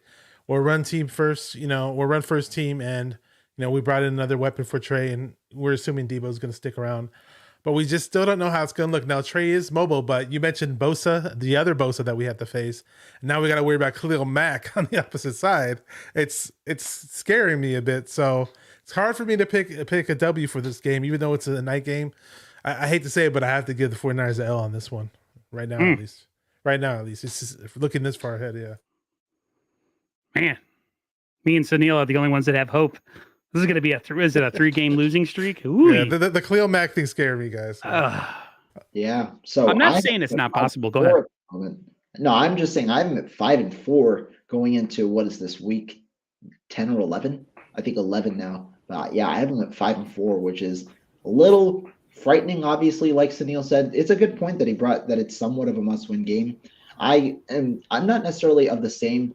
I don't think a game is must win at this point of the season, especially if you have a winning record going in. But I think it's a good point, right? Because you don't necessarily want to end up 5-4 with one of the most toughest divisions in football going into the second half of the year.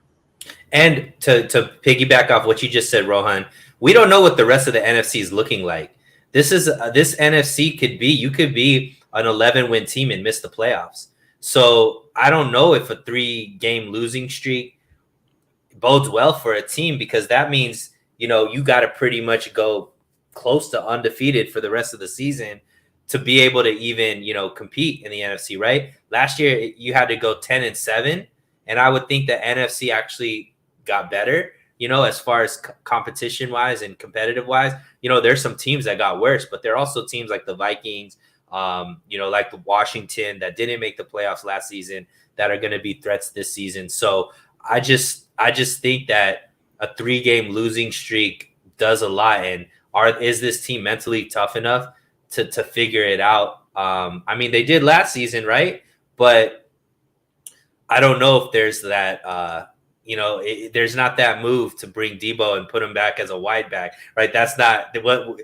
There's not that trickery anymore. It's got to be, we just got to win based off of the personnel that we have. So I just think it's a must win, even though it sounds crazy that week 9 is a must win. But I just think, as far as me, confidence wise as a fan, that, hey, this is a team that could win the Super Bowl. A 3-game losing streak to Kansas City, the Rams, and the Chargers just isn't a good look in my eyes. No, it's not a good look for a team who has aspirations. One thing too is, after this game, we play the Cardinals in Mexico City. So you wonder how focused everybody's going to be, knowing that they got to take a nice little plane ride down to Mexico. So, but I think it's a W, just because I feel like it might be a little bit of a backs against the wall type game. But yeah, this is a tough stretch. It's a real tough stretch. And this could be the biggest win for them too, because this is a really great team. Like, the Chargers are, on paper, one of the best rosters top to bottom. So getting a victory, this could build a lot of confidence for Trey moving into the second half of the season. So I look at this being like a springboard victory where he can maybe outduel Justin Herbert and, take a step in the right direction, closing out the second half of the season strong. Definitely. Week 11, we go and we play the Cardinals in Mexico City. This is a game where I feel like it could go either way, only because it's divisional, and I feel like divisional games are always hard to predict. DeAndre Hopkins will be back in this game, so the Niners will not have the luxury of going against the Cardinals without DeAndre Hopkins. They also have Hollywood Brown that they brought in, so that'll be interesting. They even drafted a tight end, right? I forget his name. Is it Trey McBride? Trey McBride. So, I mean, this is going to be a pretty talented team with the, I feel like it being on a neutral site is an advantage to us. I feel like we had to go down to Arizona. We always know how games play out in Arizona. They're always really wonky. I don't know why. So this being a game where it's on a neutral field, I just feel the Niners, if they win a game, say against the Chargers, they're going to come in this game with a lot of freaking piss and vinegar. And I feel like they come out with a victory. It's not going to be it's going to be, I don't think it'll be a high scoring game, but I think it'll be a close game. But I think the Niners win by like, I don't know, 7 points, 3 points. I don't know. Okay. I mean, well, it might be a home field advantage for the Niners because I know there's a pretty strong 49er fan base in Mexico. I remember playing on Madden before, and I was playing somebody that lived in Mexico, and he was some big 49er fan. So, I mean, you know, they represent pretty hard down there. So I think that part should help us. You know, they picked up the one trick pony, Marquise Brown, you know, Hollywood Brown, and obviously DeAndre Hopkins. You know, he's always played excellent against us. I still see the 49ers winning this. Call me a homer, but I'm, you know, they bounce back from the Charger loss and they put up a W in Mexico. How about that? I'm going to go with Bashar here. I think that the 49ers are certainly schedule-wise favored in this game. They're coming off the Chargers loss, but 2 weeks before that was their bye week. This is at a neutral site. Additionally, it's closer to home. You're going from Los Angeles to Mexico City, and then you're going back home in week 12. So I think this is somewhat of a favorable stretch for the 49ers. You're going to be well rested, and this is also a Monday night game, which gives you only an additional day of rest. The Chargers, however, they are coming off 11 straight games or 10 straight games because their bye week is in week 13. They're coming off a game against the Los Angeles Rams. So I think that they're going to be a little more fatigued in this case. And I personally just believe the 49ers roster is outright better than the Arizona Cardinals roster. So I think that it kind of just all points to the 49ers winning this game, in my opinion, improving their season record to 6-4. Yeah, so I think, and I didn't mention this, but I think maybe the Chargers game is where we get to see Ward, Verrett as the two cornerbacks on the outside, because I'm thinking that maybe Verrett starts off on the PUP and they probably wait till after the bye to ease him back into the team. But if you're looking at the Cardinals with D-Hop and Brown, if you got Ward and Verrett as the two guys locking those guys up, I like my chances with the 49ers, especially because we know the second half Cardinals aren't as good as first half Cardinals. So usually by this point, you know, Kyler Murray is going to have some kind of shoulder injury or some kind of thing that, you know, he's, you know, having bad body language on the sidelines about. And, you know, there's going to be some kind of confusion of whether or not the coach is on the hot seat or is he, you know, the right guy for the job, even though they just extended him this season. You know, all of the drama that the Cardinals have starts happening around this time of the season for them. And it's an opportune time for the 49ers, you know, stay away from the tacos so there's no kind of food poisoning come game day. Like, you know, make sure, you know, let the Cardinals go out there and, you know, go to the taco shops and drink the tequila, all that kind of stuff. Stay focused, you know, and make sure, you know, you come out of Mexico City with the win. And I just think that this is where the 49ers got to just like turn things on, right? I think they win against the Chargers, they win against Arizona, and now they're starting to be the hot team going into the rest of the, you know, going into the playoffs. So I just see them taking these victories because, you know, they got some tough ones after this, you know, with Tampa Bay, and I think the Raiders is going to be a tough win as well. But this is a game that I think they outmatched the team.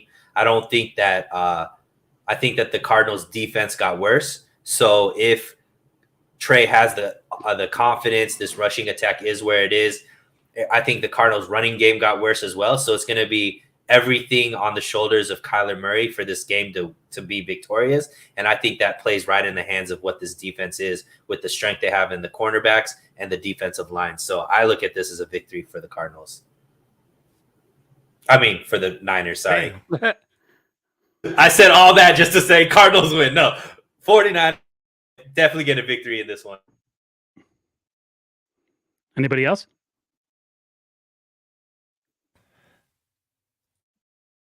No? I think it's you. What's All your- right. I see Ryan in the comment section. I see what he's saying. Someone's trying to stoke the fire. I'm not falling for it.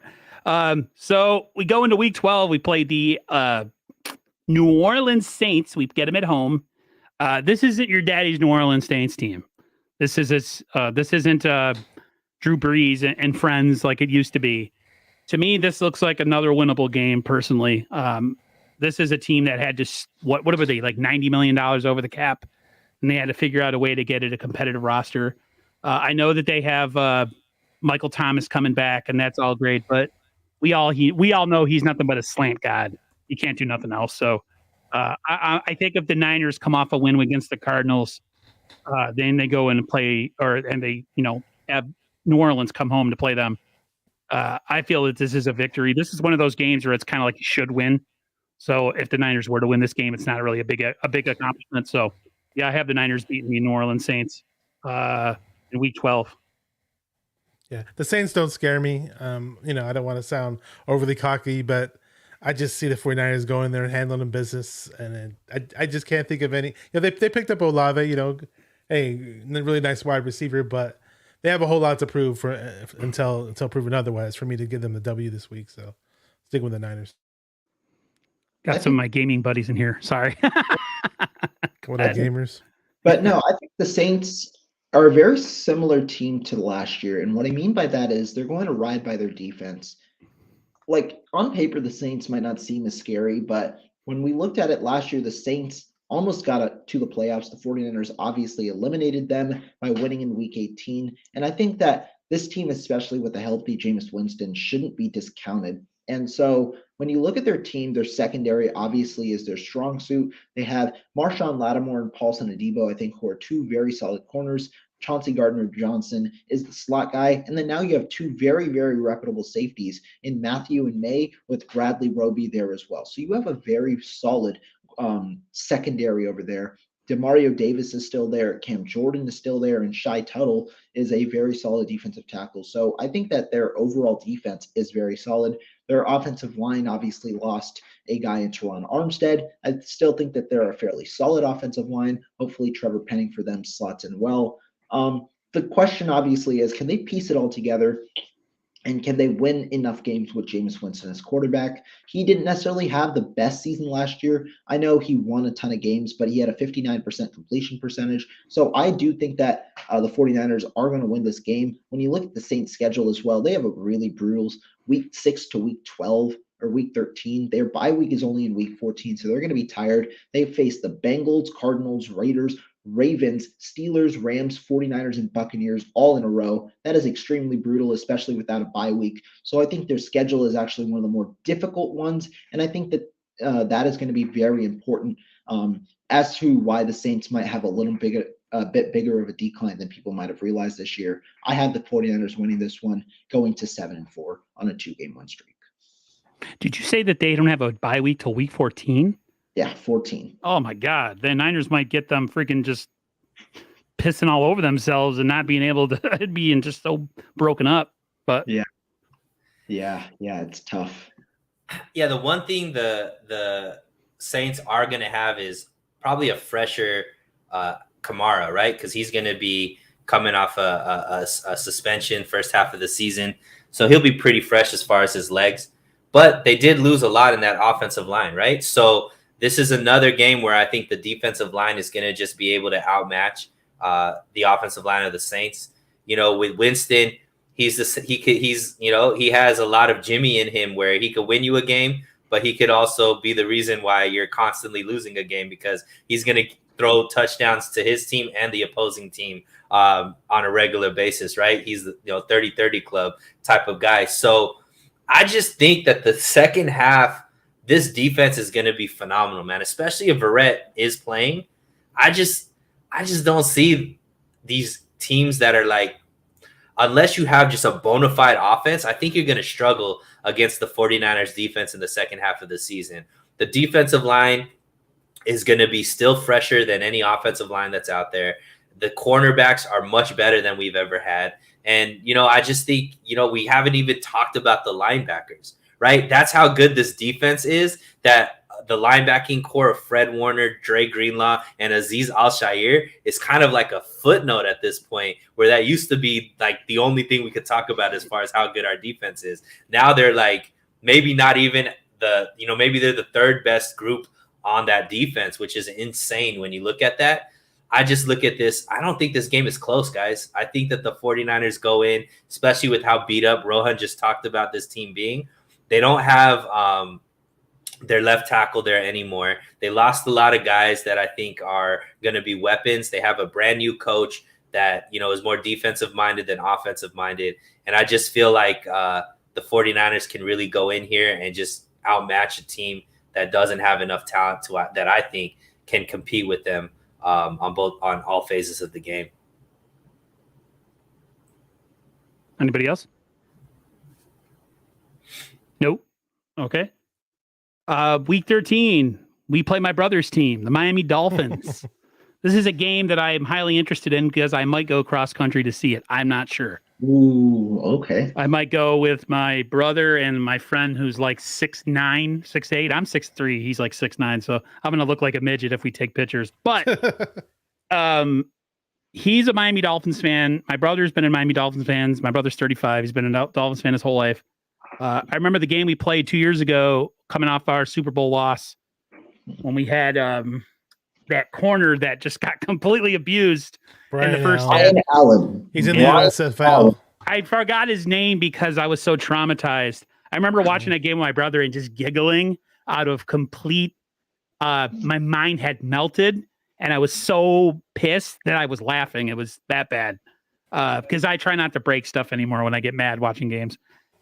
This is a game where it's going to come down to Tua. I think Tua is the factor because they have built this team.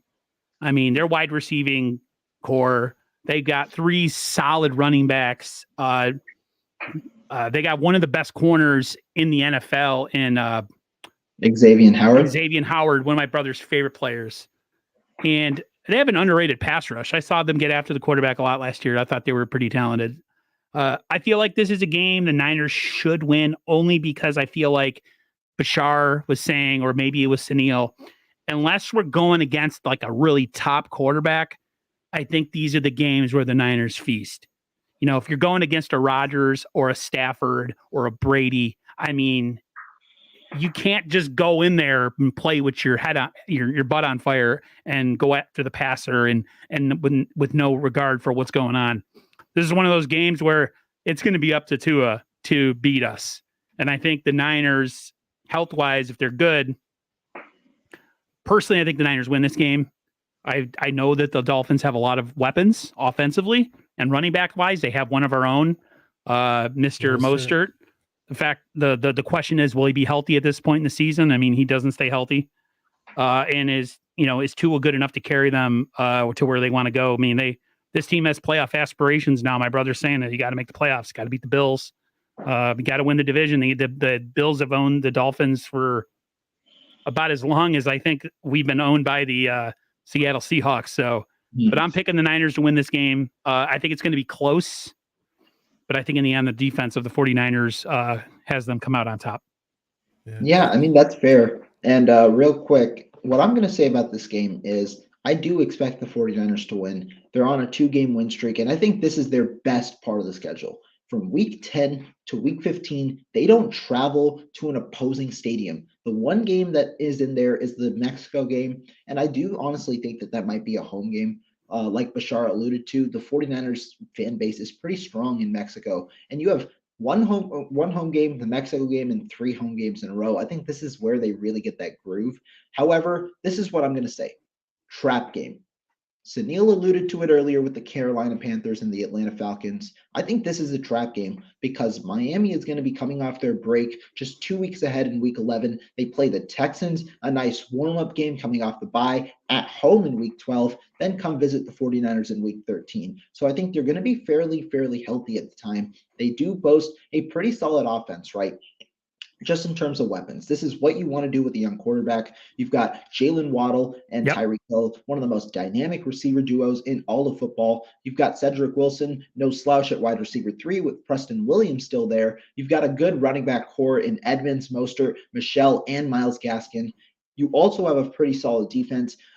Pass rush wise, you have a guy who you drafted last year in Jalen Phillips, one of the better secondary groups in the NFL, Xavier Howard, Byron Jones. Then you got Brandon Jones and Javon Holland over there at the safety position. The one question I have, and this is a real big issue when you compare these two teams, is the offensive line. I think the Miami Dolphins do not have a good offensive line right now. Teron Armstead was there. He got brought in. But remember, Teron Armstead is playing left tackle. Tua's blind side is the right tackle spot, which is Liam Eichenberg. Did not play that well last year. So I do think that this is a bit of an issue going into 2022 for the Miami Dolphins. And the 49ers, where do they excel? Pass rush. So that's where I think the 49ers end up winning this game. And so I do think that this could definitely be the trap game for the 49ers, that 150-50 toss-up, just based on how it's scheduled in a way, based on both sides. But I do expect the 49ers to win this and move on a 3-game win streak to 8-4. I was gonna say, it might be one of those trap games. I do kind of see what you're saying there, Sunil, but something tells me this is gonna be one of those those teacher-student type games, And Shanahan, for the most part, has a pretty good track record in those type of games. Now, Mike McDaniel has all his little toys to play with.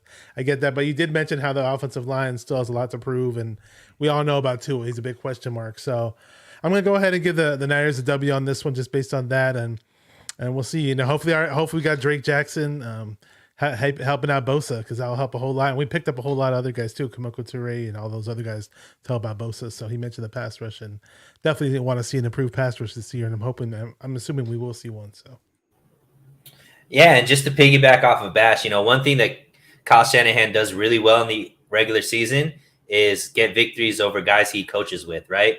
Sean McVay, LaFleur, and now Mike McDaniel. I mean, he tends, especially with McVay and LaFleur, he has a really good record against them in the regular season, and even in the playoffs for that matter. Unfortunately, not last year's playoffs, but and I think Mike McDaniel fits on that as well. Once again, kind of what you said, Aaron, I just don't think unless you have a really good quarterback, this defensive line, and like I said, I think that we're going to have the best cornerback duo in Verrett and Ward that this team has had probably since Lott and Deion Sanders, right? Damn. And Verrett, we saw in 2020, and when he was healthy, he's a top. I think Ward and Verrett, when healthy, are top 15 cornerbacks. That's the best we've ever had. So no matter what receivers are there, we finally have guys that we could just let them play man, and we have a good chance of being all right.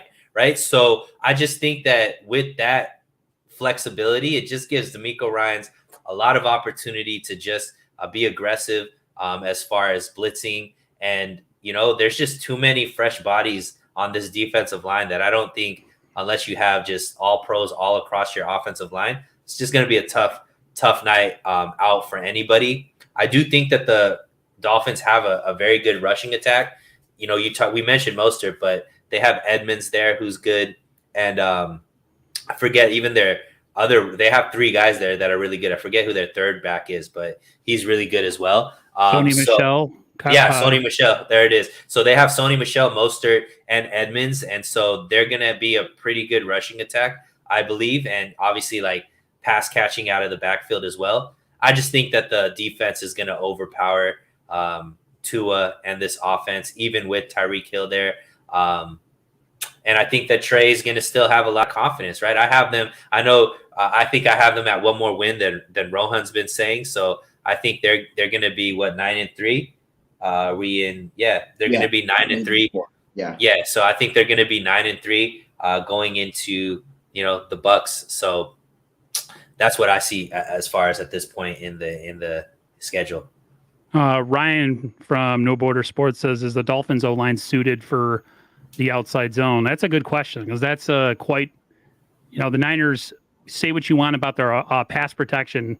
When it comes down to running the ball in that outside zone, the Niners are one of the best, if not the best, to do it. I will say, when you talk about corners, all I could think of is guys like Mike Rumpf, bum. Please don't say his name. Tyrone Drakeford, bum. R.W. McQuarters, bum. I mean, I could go on and on. Antonio Langham, bum. Oh no! Please don't mention that guy. The Niners, Dre Bly. I saw that clip of him saw it yesterday. intercepting a ball and then dancing while they were down like 24 points, and then getting stripped, and the offense got it back. I'm just like, so when you say really good corners, that does excite me. It gets me a little excited in my belly. But we'll see. I want to add this about the secondary. Well, mainly the corners. I'm not really talking about the safeties, but I mean, other than that 94 Super Bowl season, and I know we don't have the shutdown, lockdown Dion guy. I get that. But I mean, other than the 94 season, in terms of just a collective group of corners, can you think of a better one on paper going into the season? I mean, I'm talking from 94 till now. If Verrett stays healthy, they could be. Oh, go ahead. I was going to say they'd be very good. Yeah, and I mean, I disagree with you, Bash. I think Verrett is a shutdown man-on-man corner when he's healthy. Well, I was comparing him to Dion. I mean, I know. Yeah, I mean, Dion stayed. Obviously, Dion's Dion, right? Dion was not only a great player, but he was just an amazing personality that, you know, I think overshadowed maybe what he played. But Verrett, when healthy, is locked down top corner, right? The problem is, can he stay healthy? And I think with this depth in the cornerback room, he doesn't necessarily need to play till after the bye, right? Because we have Mosley there, we have Ambry Thomas there, right? Who's a guy who could come in, and like before we needed Verrett to be our best corner. Now we don't even need him to play till after the bye week, and just get him into those games where, you know, where come playoff time, he's healthy. And then you're talking about Ward and Verrett. I mean, what two receivers do teams have that you look at that and be like, they're that much better than those corners? There's not very many, especially when you say that the defensive line that that's gonna be paired with them, right? That defensive line is already gonna make the quarterback have to make quicker decisions, and those corners are much better at covering than any cornerback we've had, like you said, Bass, since that 94 year. Hey, Bashar, like I said, way better than that bum Mike Rumpf. I know exactly where you go with I'm this. trying to start up something, but I'm not going to. So we head into week 14. We're at home against the GOAT, Tom Brady and the Bucs, team that many picked to possibly be in the Super Bowl. This is going to be a game. I leaning towards an L just because they have Brady and they have a lot of good weapons on offense and a pretty decent defense. I think their secondary is gettable though, but we'll see, man. It's getting to the point now. It's getting to the point now. Where, you know, in the season where, like, you know, all these games matter against these supposed playoff teams for if we want to see ourselves as a Super Bowl caliber team. But I feel like a game against the Bucs, I'm picking us to lose just because I think, you know, we're going against probably the greatest quarterback of all time. And I'm a Joe Montana guy. But yeah, it's going to be a tough one. I don't see a victory in this. Yeah, I think this is somewhat obviously coming off a pretty nice stretch where you face the Saints and then you face the Dolphins. Now you have a pretty tough challenge. I think obviously schedule-wise it somewhat favors the 49ers. I'm not saying that they are favored to win. I'm just saying they're going off a good amount of home games, right? The third game in the home stretch. It's a pretty nice feeling. Meanwhile, the Buccaneers will be traveling obviously from playing at home in week 13 on Monday night. So they have a short week going into week 14. Their bye week was week 11. They play Cleveland, New Orleans, and then come to play us. So they're traveling from Cleveland to New Orleans to here. I think the short week might hurt the Bucs, and this might be one of those weeks that they may drop. I do, though, have the Bucs winning as well. I think that this is a game they kind of probably view as a must win because they play Cincinnati the week after and Arizona the week after that. So I think an early part of this like stretch I think is important. So I personally believe that this is probably a Bucs win. 49ers drop to 8-5 going into week 15, I believe. Go ahead, Sunil. All right. Yeah. I mean, I think, I'm with you guys. I do feel like this is going to be a close loss. And it's just going to be, three. I just, till the 49ers can show me that they could win consistently at home. I had them winning the last 2 games at home. This is going to be the 3rd game in a row at home. I just feel like they're going to mess it up somehow. So this is going to be the game that I think they could, mess up in.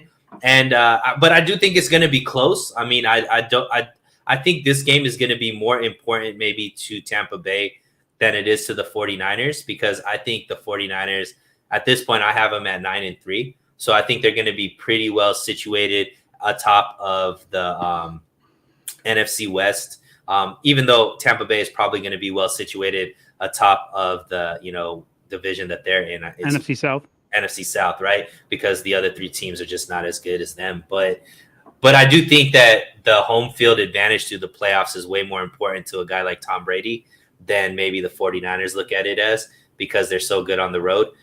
So I just think that they'll be amped up, ready to, get a victory here against the 49ers. And even though it's going to be close, I just, I don't think they could win every single game. So this is a game that I think the Bucs will eke out. So I have them at 9-4 after this game. Me too. Yeah, I mean, again, it's the whole Trey Lance factor. We just, it's we do assume that it's going to be a better fit for the 49ers than Jimmy was. But obviously, he's going to be going up against one of the greatest quarterbacks of all time. I mean, the one thing that may right on our side, I'm just throwing this out there. Maybe this is a season where Brady finally shows some signs of slowing down. Who knows? But I'm not going to put my money on that just yet. So, I got to give this one to Tampa Bay. It might be a close one, too. So just like they said earlier. So. Yeah, I think I got them all. We are all pretty much at the same record at this point. Well, no. Rohan, I think, has another loss on the docket. Yeah, I'm at 8-5 right now. Rohan's Mr. Negative of the group right now. Yeah, I started late, so I Rohan 8-5 is negative at this table. Rohan, right now, bro. I'm usually the negative one, so I usually try to be the positive one, but yeah. Week 15 versus the Seattle Seahawks in Seattle. This is it's a December 15th Prime Video. Is this a Sunday nighter or a Monday nighter? I can't tell. Thursday nighter. Oh, it's a Thursday night game. Yeah. Ooh, this is Richard Sherman might be calling this game too. Oh God. Oh, he's going to be working for Amazon Prime, they said? Interesting. That would be a very, very interesting game. Yeah, who is he going to root for? Well, he has to be neutral, but to me, this is the game the Niners should win for all the reasons we explained in week 2. But the catch is the Niners are coming off a short week. So, the Niners could be pretty beat up. They could be, I don't know, coming off a game where, maybe you lose, you're not, I don't know. I'm at a loss for what I want to say. I just think that the Niners will win the game because it's, Seattle is down right now. They're going to go through a down period without a top quarterback, but this is going to be a tough stretch for the 49ers because, they're probably going to be coming off a loss to the Bucs. This is the game that they should win. If you want to talk about a trap game, it would be a game like this because this is supposed to be, this is a get right game, right? This is a game where, you lick your wounds. It's a short week, but you go in and you beat up on your rival that's struggling right now. They don't have a real quarterback. They're not really super talented, but we'll see. I mean, I'm picking this as a W just because I think the Niners are just head and shoulders above Seattle in many facets. But this is going to be a tough game. I think the Niners, if they win, it's only by about maybe 7 points. I don't see it being a blowout. I actually really agree with the analysis of this being a trap game in a way. I think I noted the Miami Dolphins game as one of them. This is the second one. Obviously, the 49ers are coming off of a little bit of a hot stretch, followed, in my opinion, by a loss at Tampa Bay. So they're in that kind of cool down pattern. Additionally, it's a short week. You're going up to Seattle, where it's going to be a cold week over there in Seattle. I believe this is a December game. Meanwhile, Seattle plays week 14 at home against Carolina. They're acclimated to the weather. They are staying in one location. They aren't traveling necessarily on a short week. So I think they'll be a little more prepared that way. Obviously, the talent on the teams is a little different. I personally still have the 49ers winning just based on pure talent. But schedule-wise, I can understand why this could be a trap game, the second one that I have apart from the Miami game. But I'm still stating this as a 49ers W. I see the 49ers winning a close one. It's the Seahawks. Pete Carroll just always been a little thorn on our side. And obviously they won't have Russell Wilson, but I sense the Niners will win, but it might be a little closer than people expect it to be. And they picked up Kenneth Walker. Hopefully he's not their next Marshawn Lynch. And they got Boye Mafe too. I see that, and they addressed some O-line issues. A little too late to please Russell Wilson, but I see the Niners winning. It's just a little closer than people think, though. That's all. Yeah, I totally disagree with you guys. I think this is a blowout for the 49ers. And the reason why is I think at this point, the Seattle is going to be completely checked out of the season.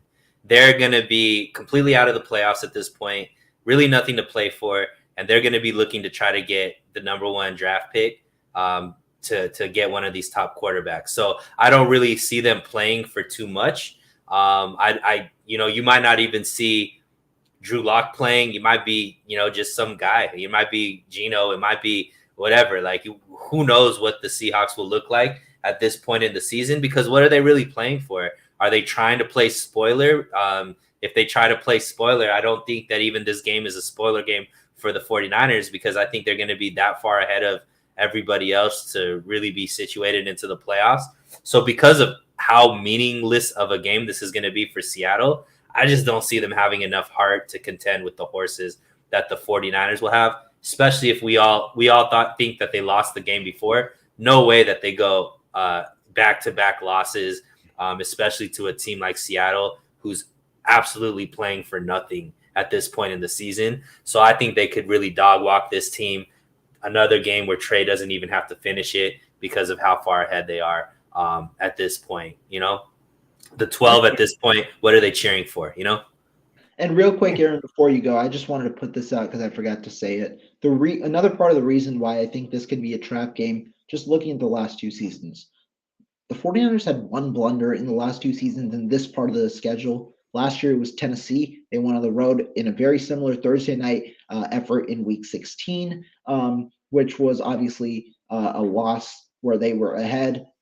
Tennessee came back, wins 20-17. The year before that, the trap game was Atlanta. Atlanta was obviously one of the worst teams in the NFL that year, but the 49ers did lose on the road. I actually might have been at home very late in the season as well. I believe it was Week 15 back then. So those are the two, in a way, trap games that you've seen in the past 2 years. But Sunil, that's a very good point as well. Yeah, but both of those teams were still playing for something. And Tennessee was a playoff team. Atlanta. I don't know if you can say they were playing for something. Well, I mean, I don't. If I remember right, that division was terrible, right? So I think they still had a chance to make it to the playoffs that year. I don't know. I don't remember quite exactly what their thing was, but I just think that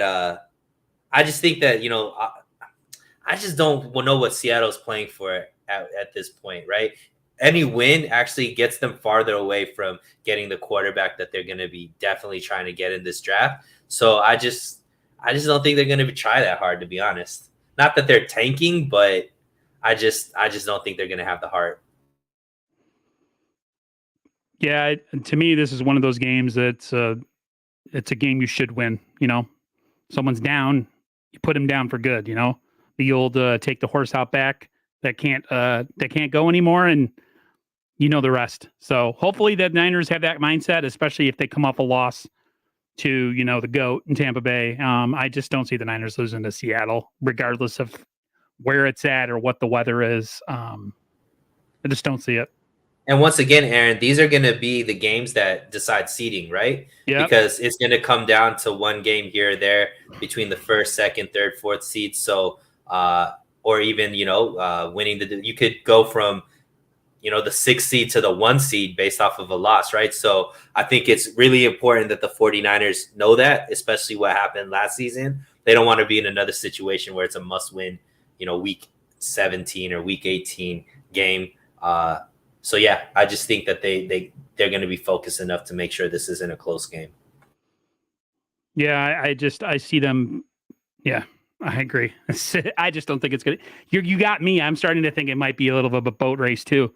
What I'm thinking is they just put in Geno Smith, and then they put in all backups everywhere else, and just say, give them to the dogs. And the Niners will very much oblige that after what they've had to deal with the last, 10 years. But who knows if who knows if Lockett's still on the team at this point, right? I know they were talking about shopping him, so he might be traded to a contender. They'll probably, be leaning on more rookies to get them some experience. So it might be, they might, like I said, they're not tanking, but no, they're going to be doing stuff that isn't necessarily good for winning right now.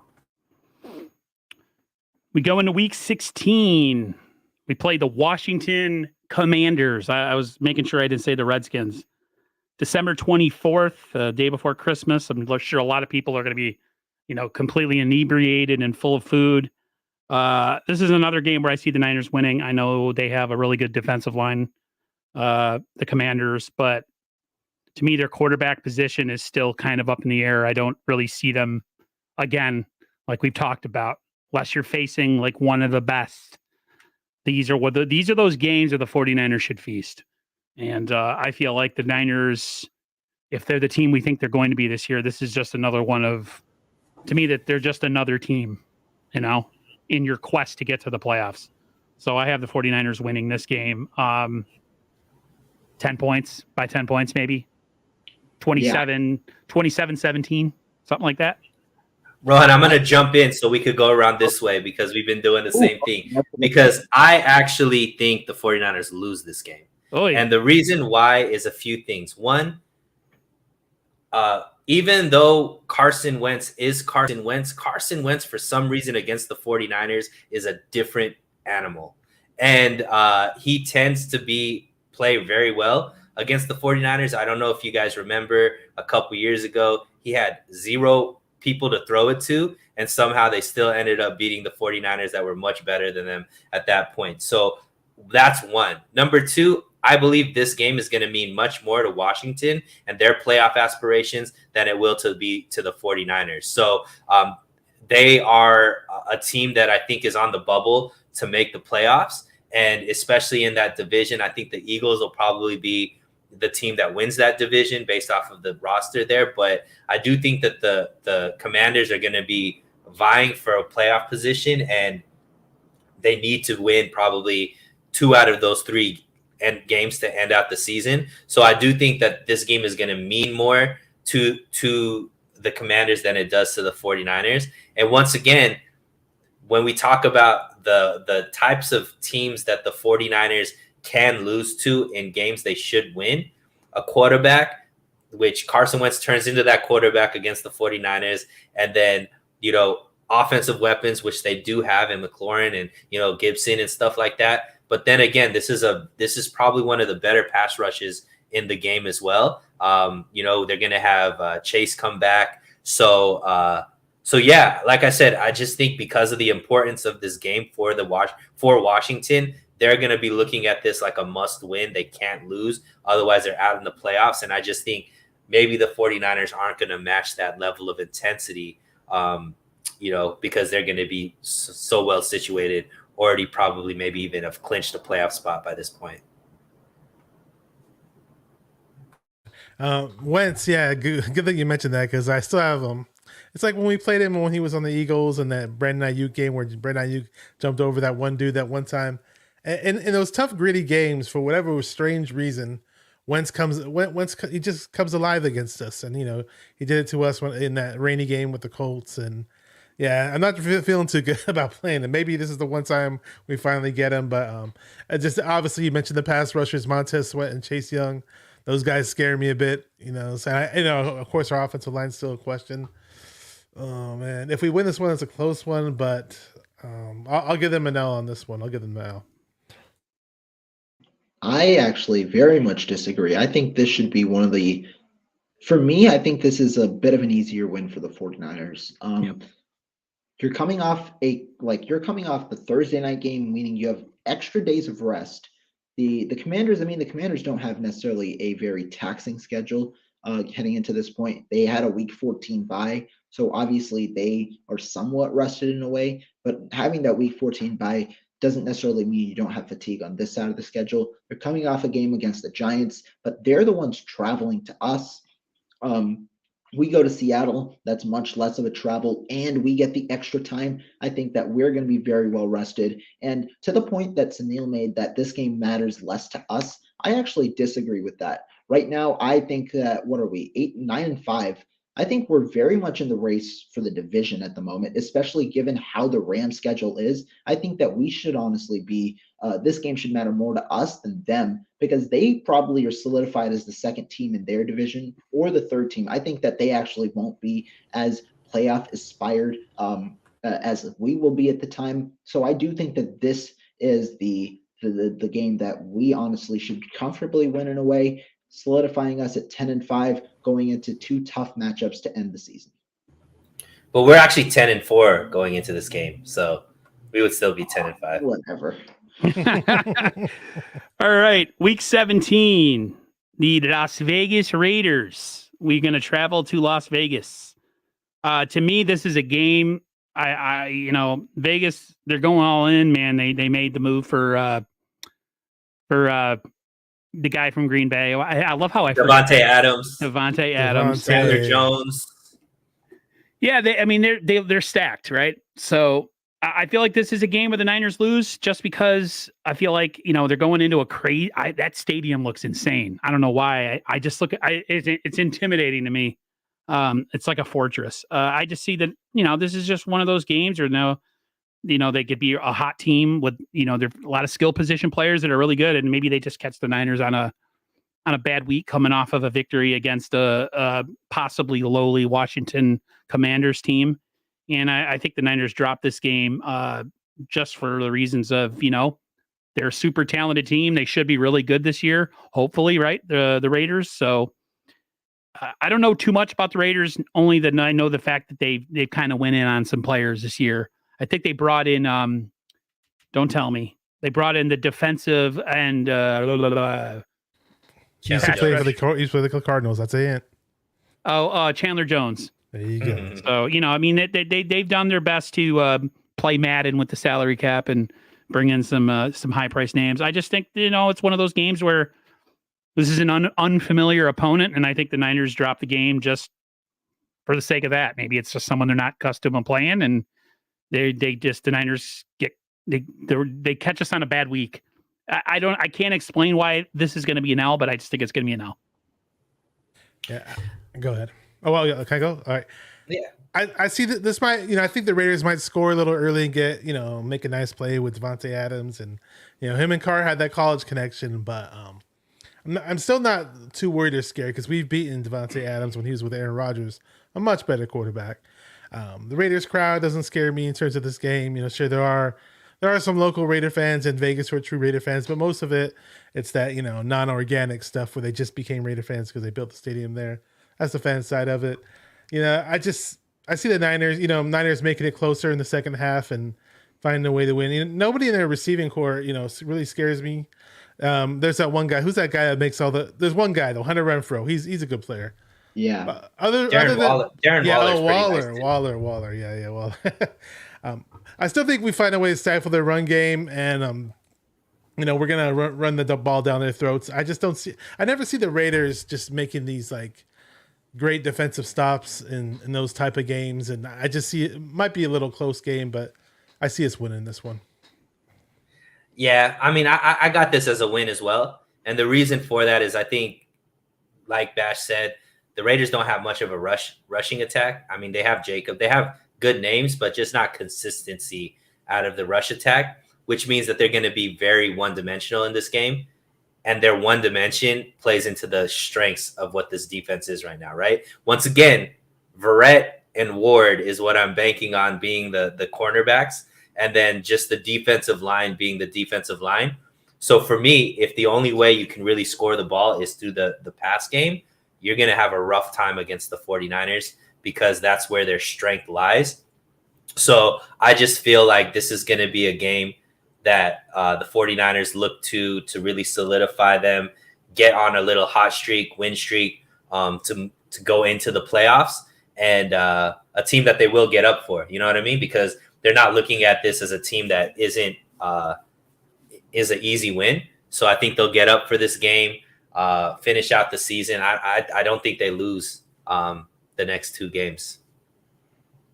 Spoiler alert for the Cardinals game after this. I'll say this, Tom. As a fan, I'm extremely disappointed in terms of the scheduling of this Raider game, because I had this, maybe I've mentioned it to Chapman or a few guys that I've talked to on the streams or on Twitter. And it's like, I was thinking, man, I mentioned the TL and Mariah yesterday when I was on their show. I was thinking, oh man, I'd love to go to this Vegas game against the Raiders, and it'll just be so fun to meet all the Niner fans that come out there and mingle with them. And then lo and behold, I see them scheduling on New Year's Eve weekend, and I'm like, oh man, it's going to be hectic trying to make it out to Vegas during that week. But who knows? Maybe I'm crazy and I just do it anyways. Yeah. But to me, I think this is going to be a very interesting game. Sunil brought up an amazing point when you talk about the composition of the Raiders. I think their running game is somewhat overrated. I think Kenyon Drake is underrated, but I think Josh Jacobs is really overrated. I think his best year was his rookie year.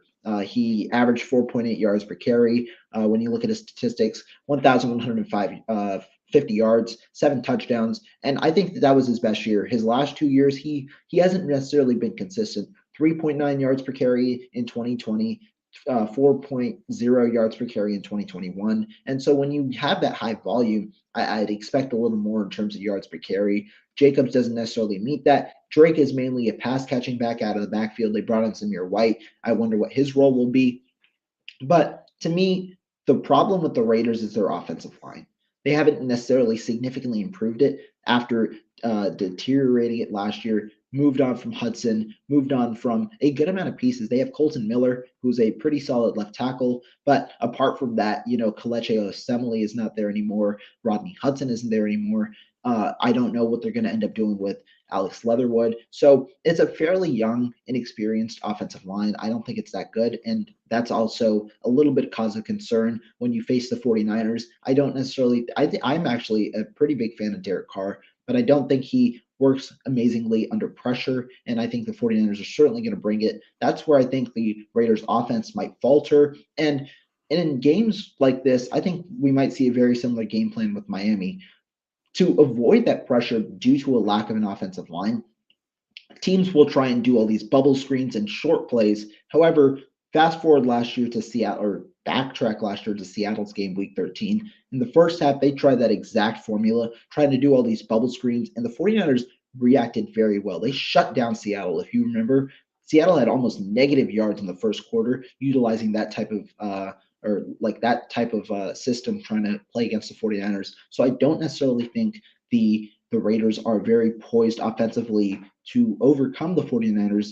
Although this late in the season, everyone is trying to compete. The Raiders, though, they have definitely improved. Chandler Jones and Max Crosby is very good. They also have a pretty solid linebacker core. Denzel Perryman was a Pro Bowler last year. However, I think their secondary is a little shaky as well. We don't necessarily, Travion Mullen is solid. Jerron Harmon is pretty solid. Anthony Averett is all right, but Rocky Yassin hasn't necessarily been the epitome of consistency, and their safeties are a little unproven as well in Trayvon Moyreg and Jonathan Abram. And so I'm going to go with the 49ers on this one, bumping them up to, I believe, 11-5. I totally forgot that Josh McDaniels is the coach of the Raiders too. So that's a little interesting tidbit. That's a interesting thing as well, for sure.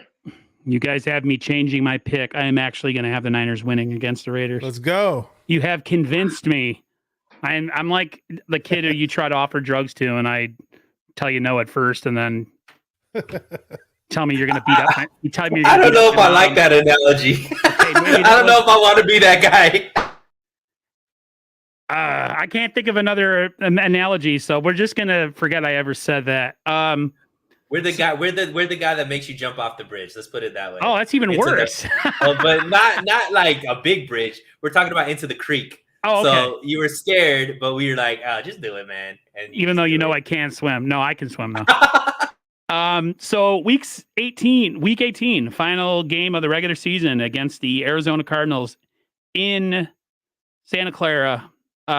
This is a game where I think the Niners win. I just think the Niners at this point in the season, they got their mind on the seeding and where they're going to be.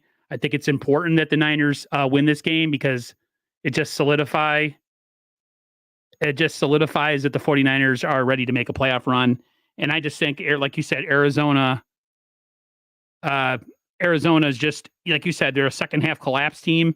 And I don't know, mentality wise, coaching wise, their coach to me, he's a front runner coach. He's got a lot of good players, but I don't think he's that great of a coach. He's like the coach of the Bucs who stepped down.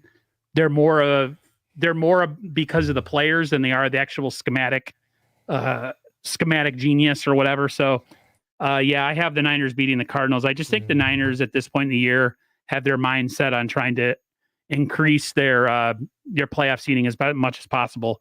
And I don't think they're going to let the Cardinals stand in their way. So I have the Niners winning this game. And towards this part of the season too, the Cardinals are never the same team they were to start the season off.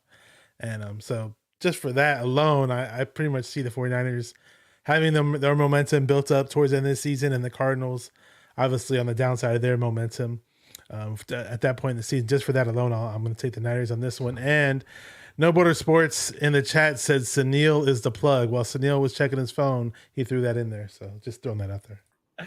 I mean, this is going to be a game where I think the Cardinals need to win to get into the playoffs because I think they're going to be right on the bubble. And I think the 49ers knock them out. So I look at, I'm with Ray as well. I think that the 49ers can go 5-1 in the division this season.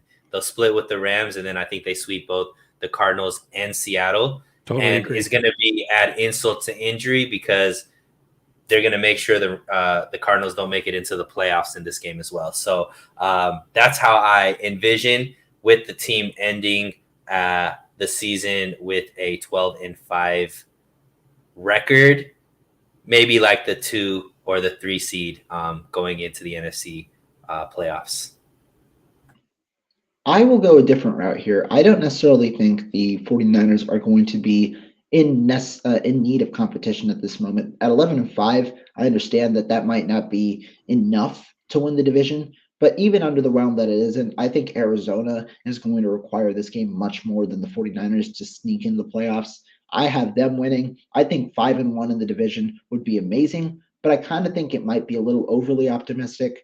I do think that we split the Arizona series and split the Rams series. This game is in San Francisco, so it is obviously tough to lose in front of your home crowd, especially when the 49ers have had a solid track record of winning these last game of the years when they matter. Obviously, last year defeating the Rams, in 2019 defeating the Seahawks. But I'll take Arizona here to end the 49ers season at 11-6.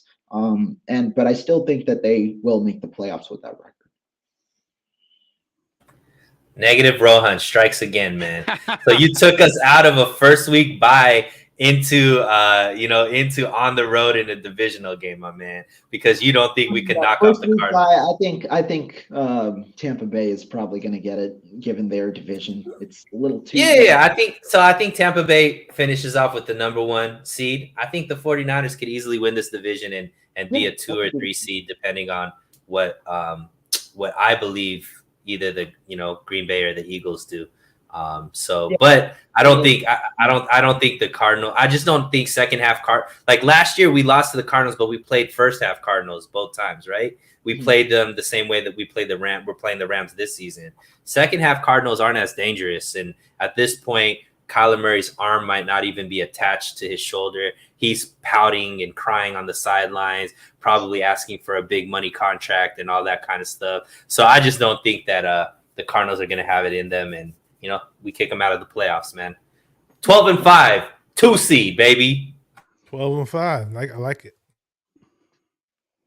Aaron, what's your final? Is it 12-5 as well? No, I have us going. I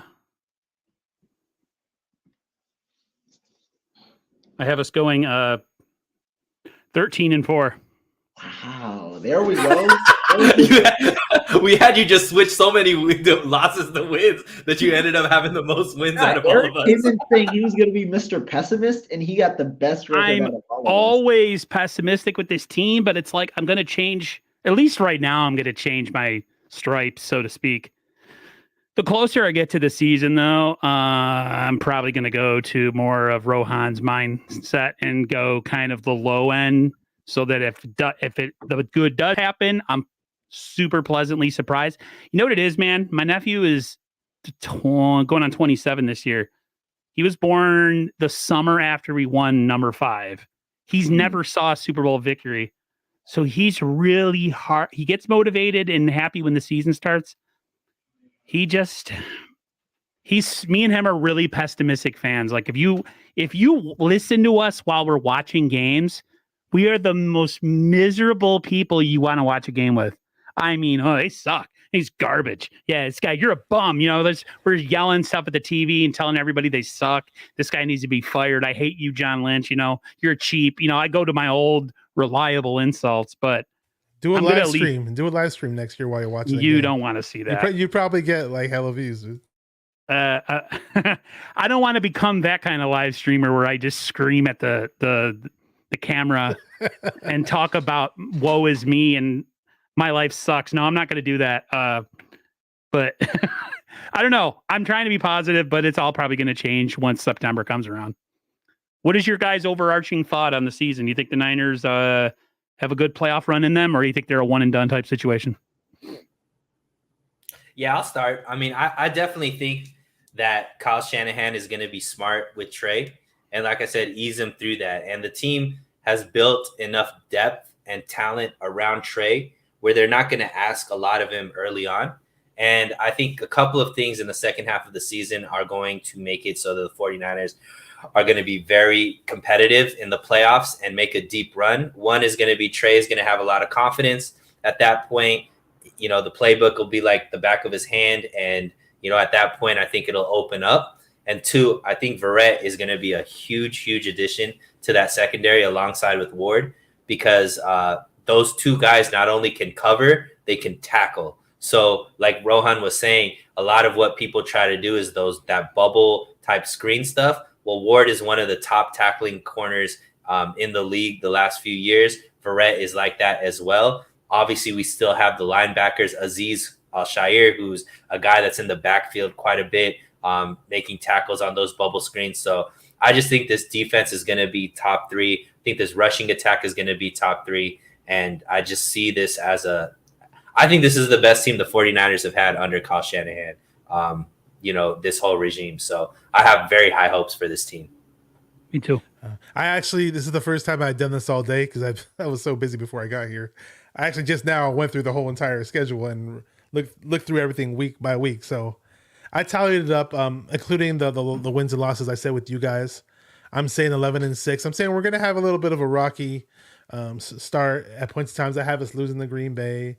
I have us possibly losing to the Broncos, but we don't play Green Bay. How come I'm reading the wrong thing? Was that preseason then? Yeah, that's a preseason game. Okay, my bad. I was like, what about? I don't know. I picked it up on Vivid Seats. I pulled up the schedule on there. My bad. I was like, what? When did that happen? Okay. So we're opening with the Bears. Okay. There you go. All right. Bears. Okay. You know what? I might be closer to Sunil then on 12-5 on this one then. All right. I think I'm closer to 12-5. But I just think that, we might have some rocky wins, start off the season, because with the whole O-line starting to gel, that is part of it. The O-line's going to be a bit different. I'm knocking on wood on this one. They find a way to pull it together. The running attack, even though a lot of people question this Ty Davis price pick in terms of where we picked him, I just picture us having an even stronger running attack this year. We finally start using Sermon. Of course, we all know what Elijah Mitchell can do, and just Trey Lance's presence in the offense will just help boost the run game too. And I see us kind of peaking a little bit towards the second half of the season in terms of playoff run. So I wouldn't be surprised if we won at least 2 playoff games. Yeah, I mean, I do agree with how I think the regular season will go, right? I think we should get a playoff spot. I personally have us as a top 4 team in the NFC West. Um, I think the Buccaneers are probably one of the top 2 seeds. The Rams should be up there. And then I think we're up in the mix after that. And because, we saw the Packers get a little worse. I think while we have a tough schedule, it is favorable. I think the Rams have a very unfavorable schedule. You can see stretches of the Cardinals schedule where it's unfavorable. But in the part of the season where it matters the most, kind of where you need to pick up steam in those middle weeks 10 to 15, I think we're not leaving like San Francisco or it's Mexico, right? So I think that's a very favorable part of our schedule. I think we should be well suited going into the playoffs. Playoffs obviously is unprecedented. We haven't seen Trey Lance in a playoff environment. Now we've kind of been just adjusted to terrible performances by quarterbacks in the playoffs. Jimmy Garoppolo with that 3.6 passer rating everyone alludes to in the quarter. But hopefully we get a little bit of a better boost. I think that we could make it back to the NFC Championship. However, I'm not going to place that expectation. I'm just going to keep it right now as a playoff team. That is what I believe the 49ers should be in 2022. One more thing I want to add really quick. I forgot to add it. What makes me really optimistic about this upcoming season is just the plain simple fact is that we have depth at so many different position groups. So I think that's going to help us out a whole lot. Yep. The fact that the Niners went into the draft and they attacked running back and secondary, and they attacked secondary last year, and they addressed secondary and free agency. They brought back Verrett. The Niners know that no matter how many guys you have, injuries happen. And I mean, just how last year turned out, where we got guys like Norman and Kirkpatrick playing corner, and we had to put the young guys in, and it was just, they learned their lesson. The Niners don't need to be told more than once, like, hey, you know what? People think we have enough running backs, but in week 2 or week 3 last year, we were down to pretty much nobody. So the way I look at it is, if you think you have enough, add more to it. Because for some reason with the 49ers and the way injuries happen with this team, every time you think you're good at a position, something catastrophic happens. Somebody gets hurt for the season, or it misses a long stretch of time or whatever. So, and one other thing that I think we're all forgetting, there ain't going to be no Brandon Ayuk in the doghouse this year. He's going to come out early and show what he's really all about with Trey. I feel like Trey's game and Ayuk's skill are like a perfect match.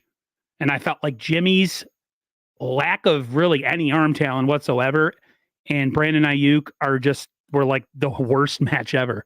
I mean, just look at how many times you saw Ayuk pouting or stomping his feet or waving his hands because Jimmy has a paper airplane arm like Chad Pennington did back in the day. So I keep forgetting about Brandon Ayuk, which is a good thing to forget about, right? And then we just remind ourselves like, oh yeah, we got that guy and Debo and Kittle and a really good run game. And maybe one of these young receivers, Juwan Jennings, steps up. Niners might be a really good team next year, and we're really sleeping on them. That's why I'm trying to be positive, because I'm usually super negative. But I'm not sleeping on them, Aaron. I'm telling you right now, I'm out here.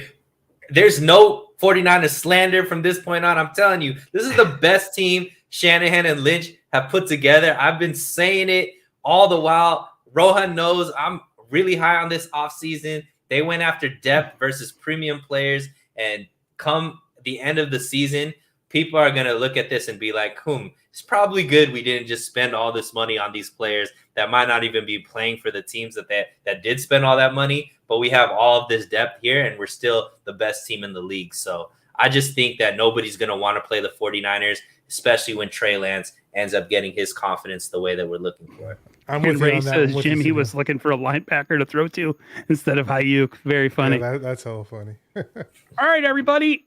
Before we let everybody go, if everybody wants to, talk about their channel and where everybody can find them, I'll start with Rohan and then we'll go left on my screen. Yeah, so you guys can find me. You can see on the screen at Rohan Chakrav on Twitter. At YouTube, you can find me with my full name, Rohan Chakravarthi. That link is also at my Twitter. Be sure to check it out. I host the 49ers Red Zone podcast with Marco Martinez. I'm trying to stream daily so you guys can see some good content there. You can also follow the 49ers Red Zone podcast. Search that up on YouTube, and you can subscribe to that. All right, so I guess I'm to your left, huh? All right, so I'm Bashar. Most people know my channel is 49er Minded, though. You see on the screen. On Instagram, it's 49er Minded. On Twitter, it's 49er Minded. I make it simple. And on Facebook, there's a 49er Minded Facebook page. So unfortunately, on my YouTube channel, I don't have the community tab up and just to say, hey, this is when my next video coming out. But if you hit that bell, it may tell you, it may give you the notification. And on my Twitter, I update. That's probably my Twitter and my Facebook page, I probably update it the most and let people know, hey, I got this guest coming on this week. And I don't have set times and dates for my shows, but I definitely try to put the word out. And we got something in the works with Ryan, Crypto Ryan, and Aaron right here that we're going to be doing pretty soon. I don't want to spill the beans too much on that. There's a hip hop show that me and Ryan did. I'll call them pilots because we did some shows on my channel and then on his channel. And it was called Chilling at the Spot, but we kind of got hit with copyright strikes. And we're deciding now to venture off and do a whole separate channel for it and not really care about the copyright strikes and just do it for the fun. So we have that in the works if you're into hip hop and music. And yeah, man, it's just tons of fun and good times talking Niners with all you guys and with all the people I'm going to have on in the future, man. I love it. Eclectic. And my Twitter is So Real Sunil. That's also my Instagram as well. So you can follow me there. My channel is So Real Sports Talk TV. That's on YouTube. I do a show every Wednesday with my boy Rohan right here. And yeah, man, if you guys like what you saw here, love the group that we just worked with. Hopefully we could work together again sometime during the season or even in the off season. But yeah, I would appreciate you subscribing, liking, sharing the content, put out videos pretty regularly. I'm on, you'll see me in the community. I'm on with Jesse on Last Second Sports every Tuesday, Jack Hammer every Tuesday as well. And I'm still trying to get an invite onto Rohan's channel, but I guess I'm not cool enough quite yet. But we'll see. We'll try to make that work. Yeah, I'm definitely with the whole thing with Bashar and Ryan, Crypto Ryan. We're trying to keep everything on the hush until it's official, just because, sometimes there's people out there that want to copy, and we want to make sure that we don't have it up until it's up and it's official. Then you'll see it, and I think you guys will like. We'll just put it this way: if you were into professional wrestling in the late '90s, it has a little bit of something. It harkens to that, kind of mixed with football. So, yeah. Something just a little different, maybe less serious. Well, it'll still be serious, but maybe not as, we might talk football, we might goof around, whatever, because the off season's kind of slow now after the schedule drops. So yeah, that'll be definitely something coming very soon. We're just working on like intros and backgrounds and people's schedules because I'm going back to work now. So all I know is being in here with Rohan and Sunil, I feel a lot dumber. You guys keep me on my P's and Q's, man. And I dove into this thing naked too. I was like, whoa. Yeah, I should have did some research because Rohan's, it shows that you write, man. It shows your stuff. We got to get people watching Rohan, man. Like, what the hell? Like, where is everybody? Go subscribe. Larry Krueger had him on as a guest. I was expecting your subs to blow up then. Yeah. Man. Like, dude, you are like low key, like Rain Man going on here, man. I don't know what's going on. I'm not saying that nobody else in this chat is not good, but you're Rohan, you're special, man. And Sunil, I got turned on to you by Jesse. I've been watching you guys for a while. Not turned on. I got let to know. See, I can't. You got me all messing up my words. Introduced. I got introduced to Sunil by Jesse. Jesse thinks we would be a good mix because of personalities. I completely agree. I just can't believe I was the positive one in all this. But thank you, everybody in this chat, for coming in here and listening to almost 2 hours and 45 minutes of scheduled talk. Things are going to be slow for a little bit. Hopefully we get some news, maybe the Debo contract signing, some mini camp and stuff. I don't know. It's going to be slim pickings. So, but thank you everybody for coming on. I appreciate all you guys. everybody's information is in my info, like below my video. So you guys have all their links to all their stuff. Till next time, everyone, stay safe and healthy, as I always say. And as I always say to everybody else, whether it's a live stream or a video, I'll see you on the flip side. Peace, everyone.